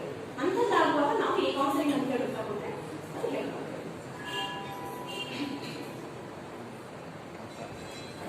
ಮೇಡಮ್, ಈಗ ಟೀನೇಜರ್ಸ್ ನಲ್ಲಿ ತಾಳ್ಮೆ ಕಡಿಮೆ ಯಾಕೆ? ನಮ್ಮ ಟೈಮ್ ಇಲ್ಲ. ಈಗ ಭಾಳ ತಾಳ್ಮೆ ಕಡಿಮೆ. ನಮ್ಗೆ ಒಬ್ಬರಿದ್ದಾರೆ, ಒಬ್ಬರಿಗೆ 18 ವರ್ಷ, ಒಬ್ಬರಿಗೆ 15. ಅದು ತಾಳ್ಮೆ ಭಾಳ ಕಡಿಮೆ ಆಗಿದೆ ಈಗಿನ ಜನರೇಷನ್. ಜನರೇಷನ್ ಹಾಗೆ ಕಾರಣ ಸುಮಾರು ಉಂಟು. ಮುಖ್ಯವಾದ ಕಾರಣ ಏನು ಅಂತ ಹೇಳ್ತೇನೆ. ಒಂದು, ನಮ್ಮ ಆಹಾರ ಪದ್ಧತಿ ತುಂಬಾ ಚೇಂಜ್ ಆಗಿದೆ. ಲೈಫ್ ಸ್ಟೈಲ್ ಆಹಾರ ಪದ್ಧತಿ ಚೇಂಜ್ ಆಗಿದೆ. ಅಂದ್ರೆ ಈಗ ನಮ್ಮ ಯಾವುದೇ ದೇಹ ಮನಸ್ಸಿನ ಆರೋಗ್ಯಕ್ಕೆ ಕಾರಣಗಳು ನಮ್ಮ ಆಹಾರ ಅಂತ ಹೇಳಿ ಆಯುರ್ವೇದದಲ್ಲಿ ಹೇಳ್ತಾರೆ. ಅದು ಹೌದು, ಸುಮಾರಷ್ಟು ಮಟ್ಟಿಗೆ ಹೌದು. ಚೇಂಜ್ ಅನ್ನೋದು ಹಿಡಿದ್ರೆ ಮುಖ್ಯವಾಗಿ ಈಗಿನ ರೀಸೆಂಟ್ ಇಯರ್ಸ್ ಆಗುವ ಚೇಂಜ್ ಅಂದ್ರೆ ಈ ಪ್ಯಾಕೆಟ್ ಫುಡ್ ತಿನ್ನುವಂಥದ್ದು ನಾವು ತಿನ್ನಲಿಲ್ಲ, ಆದ್ರೆ ಮಕ್ಕಳಿಗೆ ಮಾತ್ರ ನಾವು ಸಿಕ್ಕಾಪಟ್ಟೆ ಕೊಡಿಸ್ತೇವೆ. ಪ್ಯಾಕೆಟ್ ಚಿಪ್ಸ್, ನೂಡಲ್ಸ್, ಬೇರೆ ಬೇರೆ ಮಸಾಲೆಗಳು, ಅದರಲ್ಲೆಲ್ಲ ಪರ್ಟಿಕ್ಯುಲರ್ ಇದಿರ್ತದೆ, ಒಂದು ಇಂಗ್ರೀಡಿಯೆಂಟ್, ಅದರ ಪ್ರಿಸರ್ವೇಟಿವ್ ಅಥವಾ ಅದರ ಟೇಸ್ಟ್ ಎನ್ಹ್ಯಾನ್ಸರ್ಗಳು ಅದರಲ್ಲಿ ಹಾಕಿರ್ತಾರೆ. ಅಂಥವು ಮಕ್ಕಳ ಮೆದುಳಲ್ಲಿ ಕೆಲವು ಬದಲಾವಣೆಗಳನ್ನು ಸ್ಟಾರ್ಟ್ ಮಾಡ್ತಾರೆ, ಹೊಟ್ಟೆಯಲ್ಲಿ ಮತ್ತೆ ಮೆದುಳಲ್ಲಿ. ಅದೇ ಫುಡ್ ನನಗೆ ಪುನಃ ಪುನಃ ಬೇಕು ಅನ್ನೋದು ಕ್ರೇವಿಂಗ್ ಶುರು ಆಗ್ತದೆ. ಫಸ್ಟ್ ಅದನ್ನು ಕೊಡಿಸದೇ ಇದ್ದಾಗ, ಅವರಿಗೆ ಸಿಗದೇ ಇದ್ದಾಗ ಸಿಟ್ಟು ಬರೋಕ್ಕೆ ಶುರು ಆಗ್ತದೆ. ಫಸ್ಟ್ ಹಾಗೆ ಶುರು ಆಗುತ್ತೆ. ಆಮೇಲೆ ಅದು ಬೇರೆ ಎಲ್ಲದರಲ್ಲಿಯೂ ಕೂಡ ತಾಳ್ಮೆ ಕಡಿಮೆ, ಎಲ್ಲದರಲ್ಲಿಯೂ ಸಿಟ್ಟು ಅಂತ ಹೇಳುವಂಥದ್ದಕ್ಕೆ ತಿರುಗುತ್ತದೆ. ಒಂದು ಕಾರಣ ಇದೆ. ಇನ್ನೊಂದು ಅದೇ ನಾವು ಮುದ್ದು ಮಾಡುವಂಥದ್ದು, ನಾವು ಅವ್ರು ಕೇಳಿದ ತಕ್ಷಣ ಉಳಿಸುವಂಥದ್ದು. ಪ್ರೀತಿಯಿಂದ ನಾವು ಶುರು ಮಾಡಿರ್ತೇವೆ. ಅದು ಪ್ರೀತಿಯಿಂದ ಅದು ಯಾವಾಗ ಮಕ್ಕಳ ಒಳ್ಳೆಯದರಿಂದ ತಿರುಗಿ ಈ ತರ ಅವರಲ್ಲಿ ಬ್ಯಾಡ್ ಹ್ಯಾಬಿಟ್ ಆಗ್ಲಿಕ್ಕೆ ಅದು ತಿರುಗ್ತದೆ ಅಂತ ಹೇಳುವಂತ ಒಂದು ಟೈಮ್ ಉಂಟಲ್ಲ, ಅದು ನಮಗೆ ಗೊತ್ತಾಗಿಲ್ಲ. ಅದು ಎಲ್ಲಿ ನಾವು ಕಟ್ಟು ಇಳಿಬೇಕಾಗಿತ್ತು ಆ ಟೈಮ್ ನಮಗೆ ಗೊತ್ತಾಗಿಲ್ಲ. ಸರಿ ಹೋಗ್ತದೆ ಇದು ಅಂತ ನಾವು ಅವರ ಹಠಕ್ಕೆ ಮನ್ನಣೆ ಕೊಡ್ತಾ ಬಂದಿರ್ತೇವೆ. ಹಾಗೆ ಮನ್ನಣೆ ಕೊಡ್ತಾ ಬಂದಾಗ ಅದು ಬೆಳೀತಾ ಹೋಗ್ತದೆ. ಅದು ಸಿಟ್ಟು ಮತ್ತೆ ಹಠ ಅಲ್ಲಿ ಬೆಳೀತಾ ಹೋಗ್ತದೆ. ಫಸ್ಟ್ ತಿಂಗಳು ಮಕ್ಕಳಿಗೆ ಕೂಡ ನೀರು ಕುಡಿಸುದು, ಅವರ ಸಿಟ್ಟು ಕಡಿಮೆ ಆಗಲಿಕ್ಕೆ ನೀರು ಕುಡಿಸುದು ಫಸ್ಟ್ ಇಂಪಾರ್ಟೆಂಟ್ ಥಿಂಗ್. ಸಿಟ್ಟಿನಲ್ಲಿದ್ದಾಗ ತಣ್ಣಗೆ ನೀರೇ ಕೊಡಿ, ಆವಾಗ ಬಿಸಿ ನೀರು ಬೇಡ. ಹುಡುಗರು ಬಿಸಿ ನೀರು ಸ್ವಲ್ಪ ತಣ್ಣೀರು ಒಳ್ಳೆಯದು, ನೀರು ಜಾಸ್ತಿ ಕುಡಿಬೇಕು ಒಂದು ಮಕ್ಕಳು. ಅದು ಮತ್ತೆ ಇನ್ನೊಂದು, ಈ ಪ್ಯಾಕೆಟ್ ಫುಡ್, ಕೂಲ್ ಡ್ರಿಂಕ್ಸ್, ಇದು ಎರಡೂ ಕೂಡ ಬ್ಯಾನ್ ಮಾಡಬೇಕು. ನಿಜವಾಗಿ ಅದನ್ನು ನಾವು ಬ್ಯಾನ್ ಮಾಡಬೇಕು. ಕೂಲ್ ಡ್ರಿಂಕ್ಸ್ ಕೂಡ ಕೊಡಬಾರ್ದು. ಪ್ಯಾಕೆಟ್ ಚಿಪ್ಸ್, ಲೇಸ್, ಕುರ್ಕುರೆ, ಈಗ ಲೇಸ್ ಮತ್ತೆ ಕುರ್ಕುರೆ ಬೇರೆ ಬೇರೆ ಬ್ರ್ಯಾಂಡಿನ ಸುಮಾರು ಬಂದಿದೆ. ಅದು ಒಂದೇ ಬ್ರ್ಯಾಂಡ್ ಅಲ್ಲ, ಯಾವುದೇ ಕಲರ್ಫುಲ್ ಪ್ಯಾಕೆಟ್ ಚಿಪ್ಸ್ ಅಥವಾ ಫುಡ್ ಯಾವುದು ಕೂಡ, ನೂಡಲ್ಸ್ ಕೂಡ, ಮ್ಯಾಗಿ ಬೇಡವೇ ಬೇಡ. ನಾನು ನನ್ನ ಮಗಳಿಗೆ ಇಷ್ಟು ವರ್ಷ, ನನ್ನ ಮಗಳಿಗೆ 18 ವರ್ಷದಲ್ಲಿ ವರ್ಷಕ್ಕೆ 2 ಸರ್ಕಿಂತ ನಾನು ಅಂಥದ್ದನ್ನು ಕೊಡಿಸಿದಂಥದ್ದು. ಸಿಟ್ಟುಂಟು ಅವಳಿಗೆ ಸರ್, ಇಲ್ಲ ಅಂತ ಹೇಳ್ತಾ ಇಲ್ಲ. ಯಾಕಂದ್ರೆ ಜನರೇಷನ್ನೇ ಹಾಗೆ, ಅಂದ್ರೆ ಅದು ನ್ಯಾಚುರಲಿ ಬರ್ತದೆ. ದುಡ್ಡು ಕೊಟ್ಟರು ಕೊಡೋದಕ್ಕೆ ನ್ಯಾಚುರಲಿ ಒಂದು ಸ್ವಲ್ಪ ಕೊಡುವಂಥದ್ದು ಬಂದೇ ಬರ್ತದೆ. ಜನರೇಷನ್ ಗ್ಯಾಪ್ ಕೂಡ ಒಂದು ಕಾರಣ. ಆದ್ರೆ ಇನ್ನೊಂದು ಮುಖ್ಯ ಕಾರಣ, ತೀರಾ ಸಮಸ್ಯೆ ಅಂತ ಅನಿಸುವಂಥದ್ದು ನಾವು ಮಕ್ಕಳಿಗೆ ಕೊಡುವಂಥ ಫುಡ್ ನಮಗೆ ಇಂಪಾರ್ಟೆಂಟ್. ಕೂಲ್ ಡ್ರಿಂಕ್ಸ್ ಕೊಡಬಾರ್ದು, ಪ್ಯಾಕೆಟ್ ಚಿಪ್ಸ್ ಕೂಡ ಕೊಡಬಾರ್ದು. ಮನೆಯಲ್ಲಿ ನಾವು ಬೇರೆ ಚಿಪ್ಸ್ ಮಾಡಿ ಕೊಡುವ, ಬಟಾಟೆ ಚಿಪ್ಸ್, ಬಾಳೆಕಾಯಿ ಚಿಪ್ಸ್, ಇನ್ನೇನೋ ಗೆಣಸಿನ ಚಿಪ್ಸ್ ಏನೇನೋ ಮಾಡಲಿಕ್ಕಾಗ್ತದೆ, ಅಂಥದ್ದನ್ನು ಮಾಡಿ ಕೊಡುವ. ಅಂಥದಕ್ಕೆ ಬೇಕಿದ್ರೆ ಗರಂ ಮಸಾಲೆ, ಇನ್ನೇನೋ ಮಸಾಲೆಗಳು ಹಾಕಿ ಕೊಡುವ. ಆದ್ರೆ ಆ ಪ್ಯಾಕಿನ ಮಸಾಲೆಗಳು ಮಾತ್ರ ಅದು ಅಡಿಕ್ಟಿವ್ ನೇಚರ್, ಅದು ಡ್ರಗ್ ಅಡಿಕ್ಷನ್ ಅಂತೇಳಿ ಅದರಲ್ಲಿ ಕೂಡ ಮೈಂಡ್ ಆಗಿ ಅಂತಂದ್ರೆ ಅದು ಏನು ಈ ಫುಡ್ ರಿಸರ್ಚ್ನವರೆಲ್ಲ ರಿಸರ್ಚ್ ಮಾಡಿ ಎಲ್ಲ ಕೂಡ ಹೇಳಿದಾರಷ್ಟೇ. ಬಟ್ ಅದನ್ನ ಗವರ್ಮೆಂಟ್ ಬ್ಯಾನ್ ಮಾಡ್ಲಿಕ್ಕೆ ಆಗುದಿಲ್ಲ, ಆದ್ರಿಂದ ಅದು ಬ್ಯಾನ್ ಆಗುದಿಲ್ಲ, ಅಂಗಡಿಯಲ್ಲಿ ಸಿಗ್ತದೆ. ನಾವು ಕೊಡಿಸದೇ ಇರುವುದು ಅಷ್ಟೇ ಅದಕ್ಕೆ ಉಪಾಯ. ಕೊಡಿಸದೇ ಇರಲಿಕ್ಕೆ ನಮಗೆ ಅಪ್ಪ ಅಮ್ಮನಿಗೆ ಸಿಕ್ಕಾಪಟ್ಟೆ ತಾಳ್ಮೆ ಬೇಕು ಮಾತ್ರ. ಮಗುವನ್ನು ಸಮಾಧಾನ ಮಾಡಲಿಕ್ಕೆ ತುಂಬಾ ತಾಳ್ಮೆ ಬೇಕಾಗ್ತದೆ. ಯಾಕಂದ್ರೆ ಈಗ ಕೊಟ್ಟು ಅಭ್ಯಾಸ ಆಗಿದೆ ಮಗುವಿಗೆ, ಸಮಾಧಾನ ಮಾಡಲಿಕ್ಕೆ ತುಂಬಾ ಕಷ್ಟ ಉಂಟು. ನಾವು ಅದಕ್ಕೆ ತಾಳ್ಮೆಯನ್ನು ತಗೊಳ್ತೇನೆ ಅಂತ ದಿನಕ್ಕೆ 10 ಸತಿ ನಮಗೆ ನಾವು ಹೇಳಿಕೊಂಡು ತಾಳ್ಮೆ ತಂದುಕೊಂಡು, ಅಲ್ಲ ಮಕ್ಕಳು 10 ಹಠ ಮಾಡಿ ಉಪವಾಸ ಕೂತ್ರೆ ಕೂಡ ಕೊಡುದಿಲ್ಲ ಅಂತ ಹೇಳುವ ಗಟ್ಟಿ ಮನಸ್ಸು ಮಾಡಿಕೊಂಡು ನಾವು ತೀರ್ಮಾನವನ್ನು ಜಾರಿಗೆ ತರಬೇಕು. ಆವಾಗ ಬೆನಿಫಿಟ್ ಆಗ್ತದೆ. ಪೂರ್ತಿ ಸಿಟ್ಟು ಹೋಗ್ತದೆ ಅಂತ ಹೇಳಿದ್ರೆ ಜನರೇಷನ್ ಗ್ಯಾಪ್ ಅಂತ ಹೇಳೋದು ಇದ್ದೇ ಉಂಟು, ಆದ್ರೆ ಅರ್ಥಕ್ಕಿಂತ ಕಡಿಮೆ ಆಗ್ತದೆ.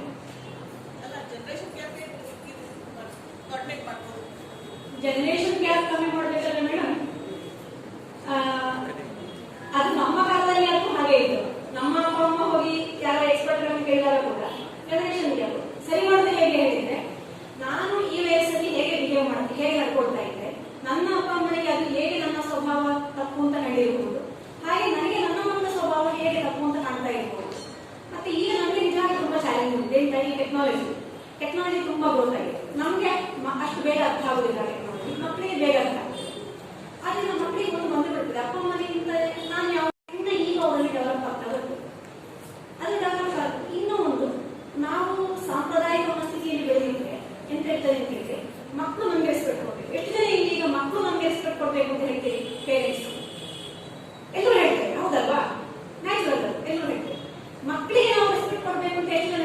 ಕೊಡ್ತೇವೆ ಇಲ್ಲಿ. ನಮ್ಮ ಮಕ್ಕಳಿಗೆ ನಾವು ರೆಸ್ಪೆಕ್ಟ್ ಕೊಡ್ಬೇಕು ಅಂತ ಹೇಳೋದನ್ನ ನಾವು ಎಷ್ಟು ಜನ ಒಪ್ಕೊಡ್ತೇವೆ ಇಲ್ಲಿ? ತುಂಬಾ ಕಡಿಮೆ ಅಲ್ಲ?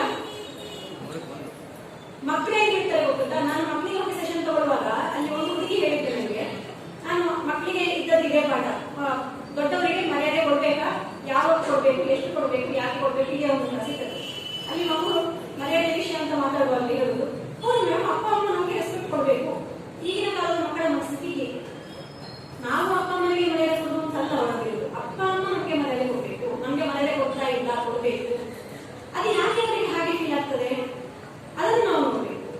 ಯಾಕೆ ಫೀಲ್ ಆಗುದು ಹೇಳಿದ್ರೆ, ಈ ಟೆಕ್ನಾಲಜಿ ಎಲ್ಲ ನಮ್ಗೆ ಅರ್ಥ ಆಗುದು ನಿಧಾನ, ಮಕ್ಕಳಿಗೆ ಅರ್ಥ ಆಗುದು ಬೇಗ. ಅಷ್ಟೊತ್ತಿಗೆ ಆ ವಿಷಯದಲ್ಲಿ ನಾವು ಅವರನ್ನ ಅಪ್ರಿಶಿಯೇಟ್ ಮಾಡಿ, ನಿಮಗೆ ಗೊತ್ತು, ತುಂಬಾ ಗೊತ್ತು, ನನಗೆ ನೀನು ಹೇಳಿಕೊಡ್ತೀಯಾ, ನೀನ್ ಹೇಳಿಕೊಟ್ಟದ್ದು ಒಳ್ಳೇದಾಯ್ತು. ಈಗಿನ ಕಾಲದ ಮಕ್ಕಳಿಗೆ ನಾವು ಒಂದು ಥ್ಯಾಂಕ್ಸ್ ಮತ್ತೆ ಒಂದು ಸಾರಿ, ಇದೆರಡು ಮಾತ್ರ ನಮ್ಮ ಬಾಯಲ್ಲಿ ಬಂದುಬಿಟ್ರೆ ಅವರಿಗೆ ಭಾರಿ ಖುಷಿ ಆಗ್ತದೆ. ಯಾಕಂದ್ರೆ ಶಾಲೆಗೆ ಕಳಿಸಿರ್ತಾರೆ, ಥ್ಯಾಂಕ್ಸ್ ಹೇಳ್ಬೇಕು, ಸಾರಿ ಹೇಳ್ಬೇಕು ಅಂತ ಹೇಳಿ. ನಾವು ಯಾವಾಗಲಾದ್ರೂ ಒಂದೊಂದು ಸರ್ತಿ ನಮ್ಮಿಂದ ಮಕ್ಕಳಿಗೆ ಬೇಜಾರಾಯ್ತೇನೋ ಅಂತ ಅನಿಸಿದ್ರೆ, ಬೇಜಾರಾಯ್ತಾ, ಸಾರಿ ಹೇಳ್ಬೇಕಾಗಿದ್ದು, ಬೇಜಾರಾಯ್ತಾ ಅಂತ ಒಂದು ಮಾತು ನಾವು ಅವ್ರ ಹತ್ರ ಹೇಳ್ಬೇಕು. ಅಷ್ಟು ಹೇಳೋದು ಇಲ್ಲ ಇಲ್ಲ ಕೊಟ್ಕೊಂಡು ಬಿಡ್ತಾರೆ, ಅವ್ರು ಆರಾಮಾಗಿರ್ತಾರೆ. ಅಲ್ಲಿ ನಮ್ಮ ಮರ್ಯಾದೆ ಖಂಡಿತ ಕಮ್ಮಿ ಆಗುದಿಲ್ಲ. ಇಲ್ಲಿ ಮಕ್ಕಳು ಇದ್ದಾರೆ, ಹಾಗೆ ಮಕ್ಕಳು ಕೂಡ ಅಷ್ಟೇ. ಅಪ್ಪ ಅಮ್ಮನಿಗೆ ಒಂದು ವಿಷಯ, ಈಗ ಟೆಕ್ನಾಲಜಿ ಮೊಬೈಲ್ ಒಂದು ಗೊತ್ತಿಲ್ಲ, ನಿಮ್ಮ ಹತ್ರ ಒಂದು ಕೆಟ್ಟರೆ ಅಂತ ಹೇಳಿದ್ರೆ, ನೀವು ಇಂಡಿಪೆಂಡೆಂಟ್ ಅಲ್ಲ, ನೀವು ತುಂಬಾ ದೊಡ್ಡ ಮನುಷ್ಯರಲ್ಲ, ನಿಮಗೆ ಆ ವಿಷಯ ಗೊತ್ತಿದ್ದ ಕೂಡಲೇ ಮಕ್ಕಳು ನೀವು ಸ್ವತಂತ್ರವಾಗಿ ಜೀವನ ಮಾಡ್ಲಿಕ್ಕೆ ಆಗುದಿಲ್ಲ. ಮಕ್ಕಳು ಸ್ವತಂತ್ರವಾಗಿ ಜೀವನ ಮಾಡಬೇಕಾದ್ರೆ ಮಿನಿಮಮ್ 18-20 ವರ್ಷ ಆಗ್ಬೇಕಾಗ್ತದೆ. ಅದಕ್ಕಿಂತ ಮೊದಲೇ ನಾನು ಅಪ್ಪ ಅಮ್ಮನಿಗೆ ಮರ್ಯಾದೆ ಕೊಡಲಿಲ್ಲ, ನಾನು ಮನೆಗೆ ಹೋಗ್ತೇನೆ, ನಾನು ಸ್ವತಂತ್ರ ಜೀವನ ಮಾಡ್ತೇನೆ ಅಂತ ಏನಾದರೂ ಹೊರಟ್ರೆ ಜೀವನ ಮಾಡಲಿಕ್ಕೆ ಸಾಧ್ಯ ಆಗುದಿಲ್ಲ. ಈಗ ಆಡುವ ಮಾತುಗಳನ್ನು ಯಾರು ಕೂಡ ತಪ್ಪಾಗಿ ತಗೊಳ್ಬೇಡಿ ಮಕ್ಕಳು, ಅದು ಇಂಪಾರ್ಟೆಂಟ್ ಅಷ್ಟೇ. ನಾವು ಅಪ್ಪ ಅಮ್ಮ ಆಗೋದು ನೋಡಿಕೊಳ್ಳುವಂಥದ್ದು. ಜನರೇಷನ್ ಗ್ಯಾಪ್ ಅಂತ ಹೇಳೋದು ಈಗಿನ ಕಾಲದಲ್ಲಿ ನಮ್ಮ ಇದರಲ್ಲಿ ತುಂಬಾ ಬರ್ತಾ ಇರೋದು ಆ ಕಾರಣ.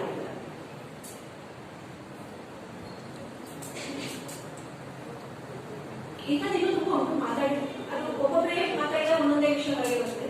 ಬಟ್ ಮುಖ್ಯವಾದ ಕಾರಣ ಇದು ಅಂತ ನಾನು ಅರ್ಥ ಮಾಡ್ಕೊಂಡಿದ್ದೆ. ನನ್ನ ಹತ್ರ ಬಂದ ಮಕ್ಕಳಲ್ಲಿ ಬೇರೆ ಸರಿ ನಾನು ಅರ್ಥ ಮಾಡ್ಕೊಂಡಿರೋ ಪಾಯಿಂಟ್ ಇದು. ನಾನು ನನ್ನ ಮಕ್ಕಳ ಹತ್ರ ಹೇಳ್ತೇನೆ, ಚಿಕ್ಕ ಮಗು ಇದ್ದಾಗ ಇದೆ, ನಾನು ಅವನಿಗೆ ಸಾರಿ ಹೇಳೋದೇ ಹೇಳ್ತೇನೆ, ಹಾಗೆ ಥ್ಯಾಂಕ್ಸ್ ಹೇಳ್ತೇನೆ. ಖಂಡಿತ ನಾವು ಹೇಳ್ಬೋದು, ಹೇಳೋದ್ರಿಂದ ಮಕ್ಕಳಿಲ್ಲ ಆಗುದಿಲ್ಲ. ಅವ್ರು ಅದರಿಂದ ಅವ್ರು ಕೊಬ್ಬು ಬೆಳೆಸ್ಕೊಳ್ಳೋದಿಲ್ಲ ಅಥವಾ ನಮಗೆ ಗೌರವ ಪಡದೇ ಇರೋದಿಲ್ಲ, ಅದು ಬೇರೆ. ಅದರಿಂದ ಅವ್ರಿಗೆ ನಮ್ಮ ಹತ್ರ ಈಗಿನ ಮಕ್ಕಳಿಗೆ ನಮ್ಮ ಹತ್ರ ಗೌರವ ಜಾಸ್ತಿ ಆಗ್ತದೆ. ನಾವು ಯಾವಾಗ ನಮ್ಮಿಂದ ಒಂದು ತಪ್ಪಾಯ್ತಾ ಅಥವಾ ಬೇಸರ ಆಯ್ತಾ ಸಾರಿ ಅಂತ ಹೇಳಿದಾಗ ಅವರಿಗೆ ನಮ್ಮ ಮೇಲೆ ಗೌರವ ಹೆಚ್ಚಾಗ್ತದೆ. ನನ್ನ ಮಗಳನ್ನು ನಾನು ಗಮನಿಸಿದ ಹಾಗೆ, ನನ್ನ ಅಕ್ಕನ ಮಕ್ಕಳನ್ನು ಗಮನಿಸಿದ ಹಾಗೆ ನಮ್ಮ ಮನೆಯಲ್ಲಿ ಅದೇ ಆಗಿದೆ. ನಾವು ಸಾರಿ ಅಂತ ಹೇಳುವಂಥದ್ದು ಅಥವಾ ಬೇಸರ ಆಯ್ತು ಅಂತ ಹೇಳುವಂಥದ್ದು ಮಕ್ಕಳಿಗೆ ನಮ್ಮ ಮೇಲೆ ಗೌರವ ಕೊಟ್ಟಿದೆ. ಒಂದು ಅರ್ಧ ಗಂಟೆಗೆ ಅವರು ಇದಾಗಿರ್ಬೋದು, ಬಟ್ ಆಮೇಲೆ ಬರುವಾಗ ಮೊದಲಿಗಿಂತ ಸಾಫ್ಟ್ ಆಗಿ ಬರ್ತಾರೆ, ಖಂಡಿತ ಬರ್ತಾರೆ, ಅನುಮಾನವೇ ಇಲ್ಲ.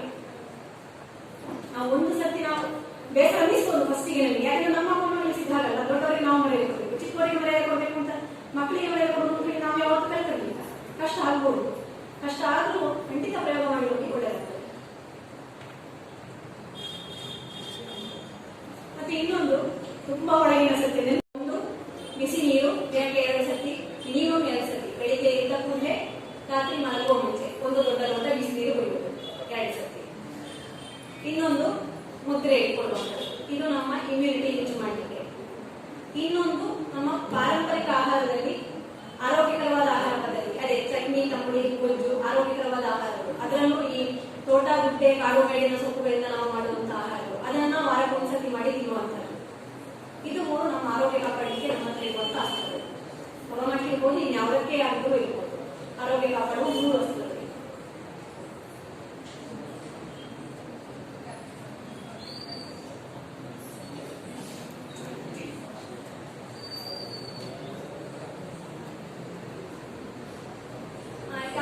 ಏನಾದ್ರೂ ವಿಷಯಗಳಿದ್ರೆ ನಿಮ್ಮ ಮಕ್ಕಳು ಕೇಳ್ಬೋದು, ಅಥವಾ ಇನ್ನೊಂದ್ಸತಿ ಬೇಕು ಅಂತಂದ್ರೆ ನಂಬರ್ ತಗೊಂಡು ಖಂಡಿತ ಮಾತಾಡ್ಬೋದು, ಯಾರೇ. ಧನ್ಯವಾದಗಳು. ಇಷ್ಟೊತ್ತು ನನ್ನ ಮಾತು ಕೇಳಿದ್ರಿ, ತುಂಬಾ ಧನ್ಯವಾದಗಳು.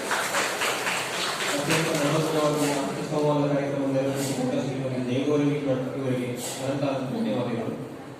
ಸಭಾ ಶಿಷ್ಟಾಚಾರದಂತೆ ಈಗ ಈ ಕಾರ್ಯಕ್ರಮಕ್ಕೆ ಧನ್ಯತಾರ್ಪಣೆಯನ್ನು ನೆರವೇರಿಸಿಕೊಳ್ಳಬೇಕೆಂದು ಶ್ರೀ ಕೇಶವ ಸಮಿತಿ ಹಾಗೂ ಗೌಡ ಸಾರಸ್ವತ ಬ್ರಾಹ್ಮಣ ಸಮಾಜ ಯುವ ಸೇವಾ ವಾಹಿನಿ ಇವರ ಸಂಯುಕ್ತ ಆಶ್ರಯದಲ್ಲಿ ನಡೆದ ಈ ಕಾರ್ಯಕ್ರಮಕ್ಕೆ ಆಹ್ವಾನಿತರಾಗಿ ಆಗಮಿಸಿದ್ದ ಶ್ರೀಮತಿ ಜಯಾಮಿ ಭಟ್ ಅವರಿಗೆ ವರಮಹಾಲಕ್ಷ್ಮಿ ಸಮಿತಿ ಹಾಗೂ ಯುವ ಸೇವಾ ವಾಹಿನಿ ಇವರ ಪರವಾಗಿ ತುಂಬಾ ವಂದನೆಯನ್ನು ಸಲ್ಲಿಸುತ್ತೇನೆ.